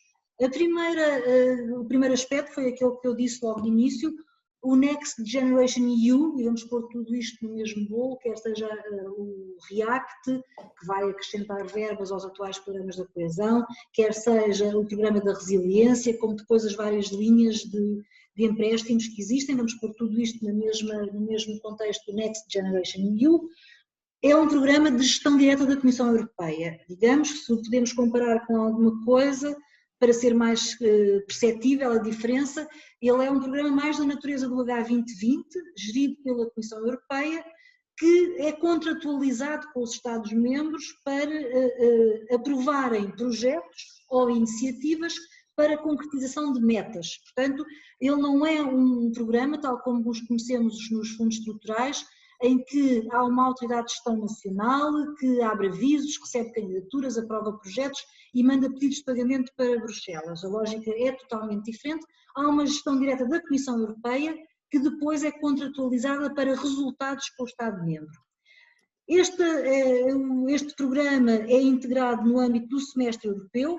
Como sabem, o semestre divide o ano entre intervenções ao nível diagnóstico da Comissão, propostas dos Estados-membros e recomendações da Comissão Europeia, no fundo que dão origem àquilo que nós chamamos vulgarmente as REPs, que são recomendações para cada Estado-membro, no fundo a partir do diagnóstico que a Comissão faz, da nossa proposta do Orçamento de Estado apresentado e depois dá origem a recomendações.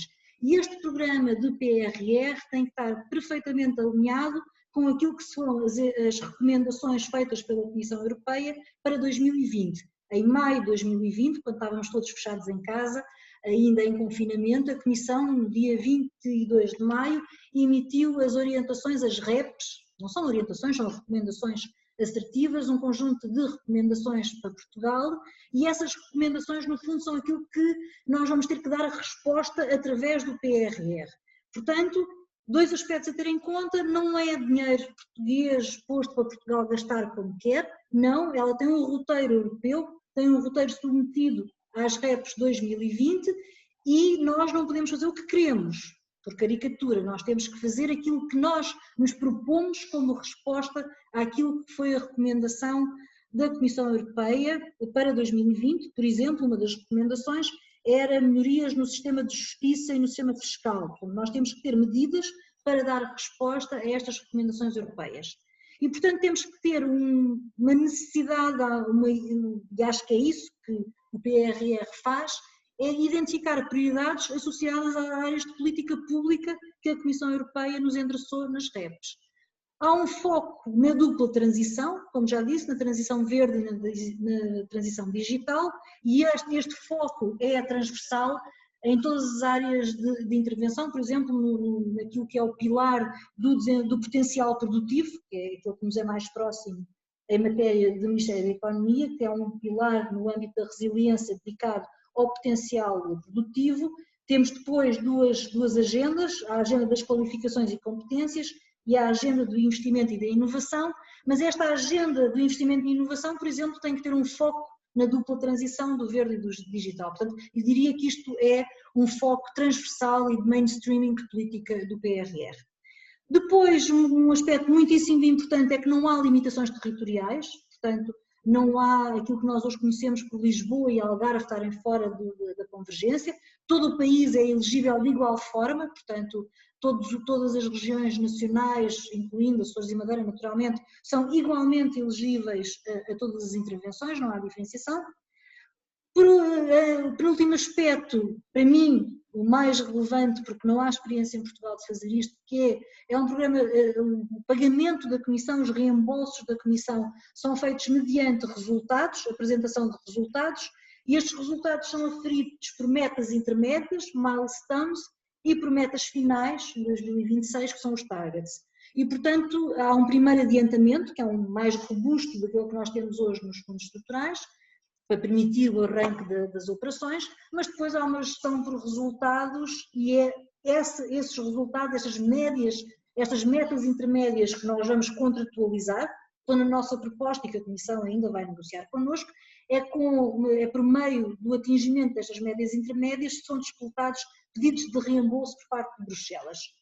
E por último, mas não menos importante, tudo isto vai estar sujeito aos mecanismos de controle comunitário e nacional. Portanto, os mecanismos de controle que estão montados para o PT 2020, tanto do lado da Comissão, do Tribunal de Contas Europeu, da IGF, são também objeto, vão ser os mesmos que vão agir sobre o PRR e, portanto, temos aqui mecanismos de controle a nível europeu e a nível nacional que são os mesmos e eles vão estar ativos. Aliás, já estamos a receber um conjunto de guiões de auditoria por parte do Tribunal de Contas Nacional, que no fundo visam preparar o terreno, ver como é que os FEI estão organizados, para ver quais são as diferenças em termos de auditoria do próprio Tribunal de Contas para aquilo que vai ser o futuro PRR. Portanto, eu diria que temos aqui um conjunto muito significativo de desafios, por isso é que as agendas, nomeadamente do potencial produtivo, são agendas muito pragmáticas e muito focadas no imediato, nos resultados, porque aqui não temos o tempo que temos nos FEI, não temos 10 anos para executar, por exemplo, não temos 36 meses para os projetos de IB demorarem e depois mais uma prorrogação e vão 48 e mais uma prorrogação e vamos a 50, não temos este tempo, nem temos tempo para esperar pelos resultados. Portanto, aqui têm que ser intervenções previamente com um nível de maturidade já muito grande e com grande foco nos resultados. Andamos o tempo todo a dizer que o PT 2020 tinha que ter um grande foco nos resultados, agora é que vão ser elas, agora é que é a altura da verdade, porque de facto aqui os reembolsos comunitários só vêm se nós concretizarmos aquilo que dizemos que fazemos. E portanto isto é um desafio para a capacidade pragmática do país mudar e de mostrar que muda, não é só dizer que muda, é mostrar que muda. Eu não gosto da palavra de reformas estruturais, porque não sei o que é, mas aqui é o momento para estes 15 mil milhões serem executados, temos que fazer prova que de alguma maneira Portugal mudou. Foi esse o nosso compromisso com a Europa, não nos podemos esquecer que este dinheiro não vem do orçamento da União Europeia, a União não teve propriamente autorização para aumentar as verbas, a percentagem de recursos próprios, portanto a Comissão Europeia foi-se endividar, ou seja, todos nós nos fomos endividar um bocadinho para que as economias europeias possam beneficiar desta bazuca, porque é uma bazuca, juntando tudo é uma efetiva bazuca, mas ela não pode ser gasta para fazer mais do mesmo. Portanto, ela tem que apresentar resultados e em curto prazo. E o país precisa também de melhorar os resultados, a própria Europa precisa de melhorar os seus resultados. Vivemos num mundo competitivo e são sábias palavras da tua parte, Alexandra, para que todos nós tenhamos noção do mundo global e competitivo onde vivemos, porque outros países no mundo também estão a tentar sair por cima desta crise e sair mais fortes, e o espaço europeu tem que ter a noção, tem que trabalhar efetivamente para conseguir melhorar a sua performance competitiva. Jorge, falámos do PRR em termos gerais, o que é que a região centro pode esperar do PRR? Devolver-lhe a questão e até complementos queira fazer em relação à intervenção da Alexandra Vilela. Sim, a Alexandra foi excelente, deu uma visão geral do PRR muito boa. Eu focava-me em dois aspectos que são duas preocupações. Nós já tivemos a oportunidade de ter algumas reuniões de trabalho com o Governo para conhecer a informação possível nesta altura do PRR e há aqui duas preocupações. Uma tem a ver com que projetos é que podem ser apoiados no contexto do PRR. A outra é o modelo de governação, o modelo de gestão em Portugal para este instrumento. Relativamente à primeira componente, a Alexandra deu já o exemplo, de facto, o PRR não vai estar condicionado às elegibilidades territoriais como está o PT 2020 e estará o PT 2030. Uma outra dimensão também não estará condicionado às elegibilidades, eu diria, temáticas. Um exemplo, no PT 2030 nós não apoiávamos estradas, tudo o que estivesse associado às estradas, e no PRR vai ser possível apoiar estradas. Portanto, é uma tipologia de projetos que o país vai ter a oportunidade de financiar através deste novo instrumento. E aqui a preocupação tem a ver com o seguinte: se formos ler o PRR, ele tem elencado um conjunto de projetos já muito bem identificados, Outras áreas, porventura a maior parte, são temas genéricos e, portanto, que se aplicam de uma forma global a todo o país, e o que nós verificamos é que nos projetos que estão identificados e que sabemos onde é que vão ser executados, não existe um único projeto referente à região centro. Temos projetos, por norma, na área metropolitana de Lisboa, na área metropolitana do Porto, temos projetos na Madeira e nos Açores, temos um projeto no Alentejo, temos um projeto no Algarve, mas não temos um único projeto da região centro. Isto pode ser sintomático. E, portanto, a primeira questão, a nossa preocupação tem a ver com isto.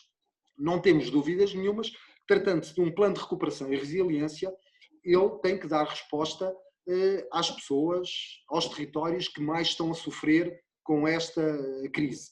E não temos dúvidas nenhumas que as áreas metropolitanas são focos muito sérios e, portanto, precisam de uma resposta. Mas todo o território do país está a sofrer com esta crise. E eu diria mais, os territórios mais frágeis são aqueles que têm menos capacidades de reagir. E, portanto, esses territórios precisam de uma atenção especial. E, portanto, esta é uma preocupação muito grande e a CCDR está atenta e vai continuar atenta precisamente por esta preocupação, que se cruza com a outra que tem a ver com um modelo de governação ou de gestão do instrumento. De facto, o que nos tem sido dito é que essa governação vai ser feita a nível nacional, portanto central, e nós sentimos que os territórios têm que participar de alguma maneira nessa governação, não podem estar afastados, porque também vão ser parceiros decisivos na implementação e na execução deste projeto. A Alexandra disse bem, este é um desafio enorme em termos de execução e, portanto, se não estivermos todos a participar de uma forma ativa e envolvidos neste programa, dificilmente o país consegue levar a bom porto este desafio. No passado dia 4 de novembro, realizámos aqui em Coimbra uma reunião do Conselho Regional da CCDR Centro, onde este tema foi eu diria, o ponto central da discussão e, de facto, estas questões vieram à tona, isto é, a região precisa de ter um papel determinante na definição dos projetos que este Plano de Recuperação e Resiliência vai apoiar e as entidades da região, a CCDR, as comunidades intermunicipais, os municípios, mas também as associações empresariais, as entidades do sistema científico e tecnológico têm que ter um papel ativo e têm que ser chamados a participar no modelo de governação deste programa, porque só assim é que seguramente ele chegará a bom porto. E, portanto, este é um desafio enorme que todos temos pela frente, seguramente. Vamos ficar com estas palavras. Este é um desafio enorme que todos temos pela frente para fazer aqui um primeiro grande agradecimento à qualidade das vossas intervenções. Portanto, este debate ganhou muito pela vossa experiência profissional e experiência no dia-a-dia na gestão dos fundos e no apoio às empresas. Portanto, tanto para a Alexandra Vilela como para o Jorge Brandão, um agradecimento muito, muito especial mesmo, porque de certeza quem esteve aqui na audiência pôde aprender muito com a qualidade das vossas intervenções. E abrindo aqui o período de debate, vou tentar ler aqui algumas das questões que, entretanto, a nossa audiência tem vindo a colocar no chat, portanto lançámos o repto para que possamos ter aqui questões da parte de quem nos escuta a partir de casa ou do trabalho. Há aqui algumas questões sobre os apoios poderem ser cumulativos entre si, há também aqui uma questão sobre o controle comunitário poder incidir sobre as entidades que gerem os fundos. Uma nota para quem nos ouve, quanto mais específico puder ser a questão, mais fácil é para quem está aqui deste lado para responder. Portanto, vemos aqui, por exemplo, também uma questão se calhar um pouco mais concreta, e enquanto quem colocou questões pode clarificar um pouco mais exatamente o que é que pode ser isto do controle comunitário ou dos apoios serem cumulativos entre si. Vou ler esta questão aqui colocada pelo Diogo, que é se é de esperar ainda no contexto do Portugal 2020 mais avisos a curto prazo para além da nova medida ativar.pt.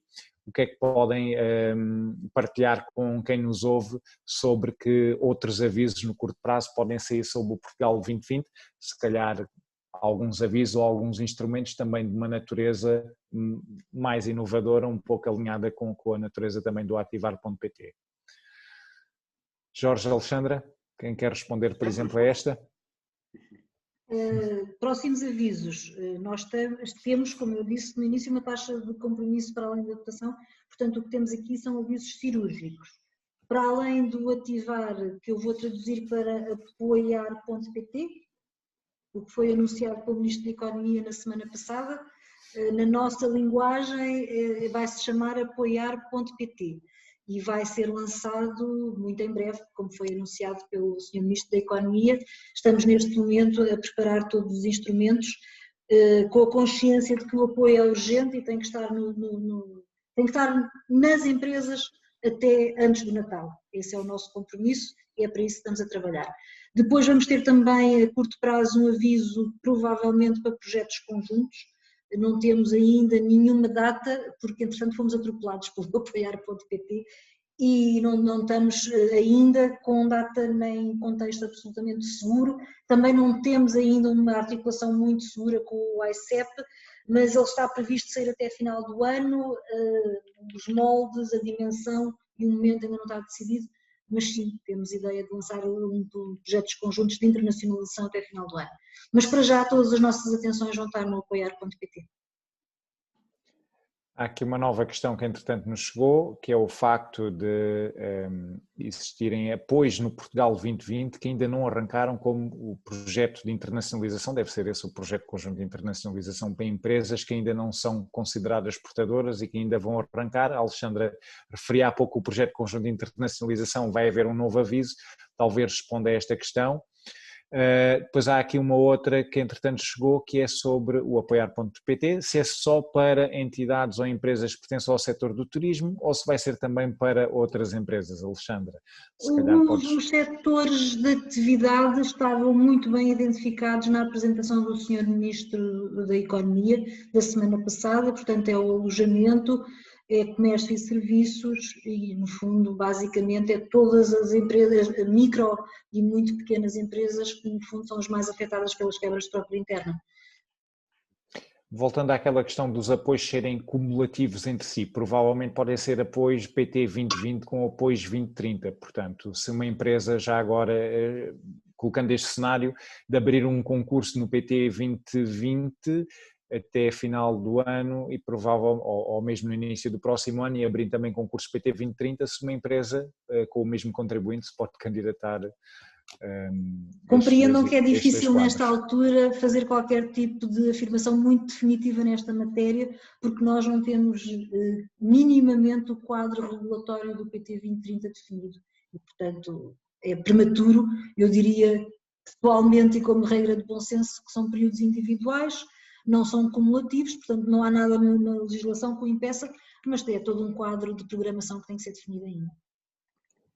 Eu posso acrescentar Jorge.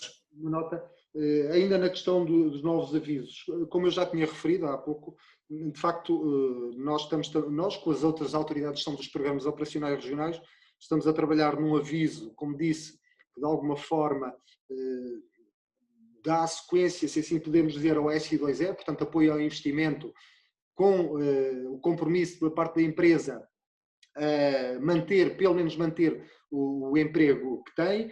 Vai ser um aviso focado, muito direcionado para a indústria e para o turismo, micro e pequenas empresas, pequenos apoios também limitados pelos 235 mil euros de investimento, para investimento produtivo verdadeiramente, obviamente também nas novas prioridades, no digital, na inovação, na sustentabilidade, etc. E, portanto, esse é um instrumento que contamos dentro de pouco tempo ter disponível. Está dependente de uma alteração da portaria, porque é a mesma portaria do SI2E, que precisa de uma pequena alteração e esse processo está a correr. Estamos a trabalhar também com os POs regionais num aviso, penso que é só os POs regionais, penso que não envolve, compete, para apoiar startups em termos de incubação, isto é, pequenos apoios para que as startups possam comprar serviços de incubação nas incubadoras tecnológicas do país e, portanto, também da nossa região. Portanto, estamos a falar de pequenos avisos, de facto, o nível de compromisso é enorme nesta altura e, portanto, pequenos avisos muito focados em necessidades específicas, também elas, naturalmente, muito associadas a uma resposta ao Covid. Ao longo deste debate, que já está um pouco longo, falámos dos resultados do Portugal 2020 na nossa economia e energia ao centro, falámos daquilo que pode ser simplificado do ponto de vista de tornar os processos mais ágeis e fazer chegar os apoios às empresas de forma mais eficaz, falámos também do plano de recuperação e resiliência, falámos do Portugal 2030, falámos de um conjunto de apoios que são necessários para, como disse a Alexandra Vilela, combater a maior crise de sempre, com o maior pacote financeiro de sempre. Em meu nome e em nome da Accenture, agradeço obviamente a vossa participação. Acho que a audiência se deve sentir honrada com a qualidade extraordinária dos inputs e das observações que ambos aqui trouxeram. Quero mais uma vez agradecer à AIDA CCI esta oportunidade e este webinar organizado em prol dos nossos empresários e das empresas. A Accenture sente-se obviamente muito honrada sempre por participar neste tipo de iniciativas e passo a palavra ao Sr. Fernando Paiva de Castro para poder dar a palavra de encerramento para este webinar. Muito obrigado mais uma vez, Alexandra e Jorge. Não sei se têm algo a dizer também para encerrar aqui esta intervenção. Umas palavras muito finais. Obrigada, foi um gosto, porque falar em voz alta às vezes também nos ajuda a estruturar o nosso próprio pensamento e, portanto, foi uma ótima oportunidade de parar dia a dia, pensar, para transmitir da forma mais clara que se consegue nesta altura e que eu consigo pessoalmente, e um gosto de rever-te. Muito bem, é igual. Vamos ouvir agora as palavras finais do Sr. Fernando Paiva de Castro, Presidente da AIDA CCI, Jorge Brandão, Alexandra Vilela, um gosto enorme de ter estado aqui convosco, muito obrigado. Sr. Fernando, enquanto Presidente da AIDA CCI, creio que está aqui já preparado para as palavras finais. Muito bem, pois as minhas palavras finais são, antes de mais, de um agradecimento muito sincero, em nome da AIDA, aos nossos oradores, pela qualidade dos documentos, das informações que nos trouxeram. Ainda certamente que haveria muito mais para dizer em relação a esta matéria, mas também compreendemos que com resoluções tão frescas que aconteceram ontem, ainda há muito caminho para desbravar, de maneira a poder chegar de uma forma mais concreta, mais assertiva junto dos nossos empresários. Realmente, mas esta conversa impunha-se, porque os nossos empresários, apesar de se confrontarem com um cenário de grandes incertezas, também estão ansiosos por saber quais são as perspectivas que se podem desenhar no curto prazo para fazerem face a esta situação e poderem perspectivar a continuidade das suas empresas. Empresas que efetivamente têm prestado um grande serviço à economia, querem continuar a prestar. No recente inquérito que a AIDA desenvolveu, ficou bem patente que os novos empresários do nosso distrito são resilientes e sobretudo, têm feito um grande esforço para manter os postos de trabalho que têm contratualizado. E estão apostados em continuar com esse sentido de responsabilidade. Falou-se muito aqui em empresas, falou-se em associações empresariais, e, efetivamente, no nosso entender, a recuperação do país passa pelas empresas, ainda que ficámos, de certo modo, espantados quando ouvimos um dos nossos governantes dizer que não será a iniciativa privada que vai alavancar a economia. Talvez não tenha expresso o seu pensamento de uma forma mais correta, porque nós efetivamente já demos provas, nós empresas, já demos provas de que efetivamente o desenvolvimento de Portugal passa pelas empresas e Portugal precisa das empresas para se afirmar. Foram elas que, na crise de 2011, 2014, deram a resposta necessária, sem apoios, praticamente, puxaram as exportações de 20 e poucos por cento para perto de 45%, e com isso conseguiram reequilibrar a nossa balança. num contexto ainda bastante adverso, porque efetivamente só a partir de 2014, 2015 é que o Banco Central Europeu veio dar contributos significativos com a compra de ativos e fazendo baixar os juros, assim como também baixou significativamente o preço dos combustíveis que são tão utilizados pela indústria. Portanto, os nossos empresários estão determinados a continuar a apostar. Estas informações foram úteis e vou com certeza que vão estar atentos, assim como a AIDA vai continuar a estar atenta a toda a informação que for surgindo acerca da utilização dos fundos comunitários e à disposição dos seus associados. Resta-me renovar os agradecimentos pelos contributos dados nesta sessão, assim como a todos os participantes que compuseram aqui o nosso auditório, então, de uma forma tão expressiva.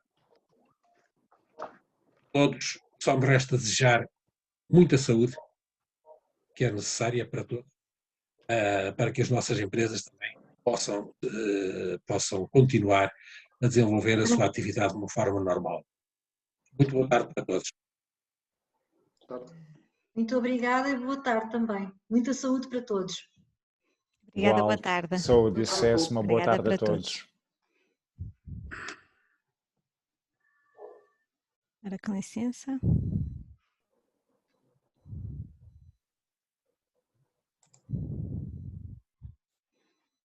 Posso?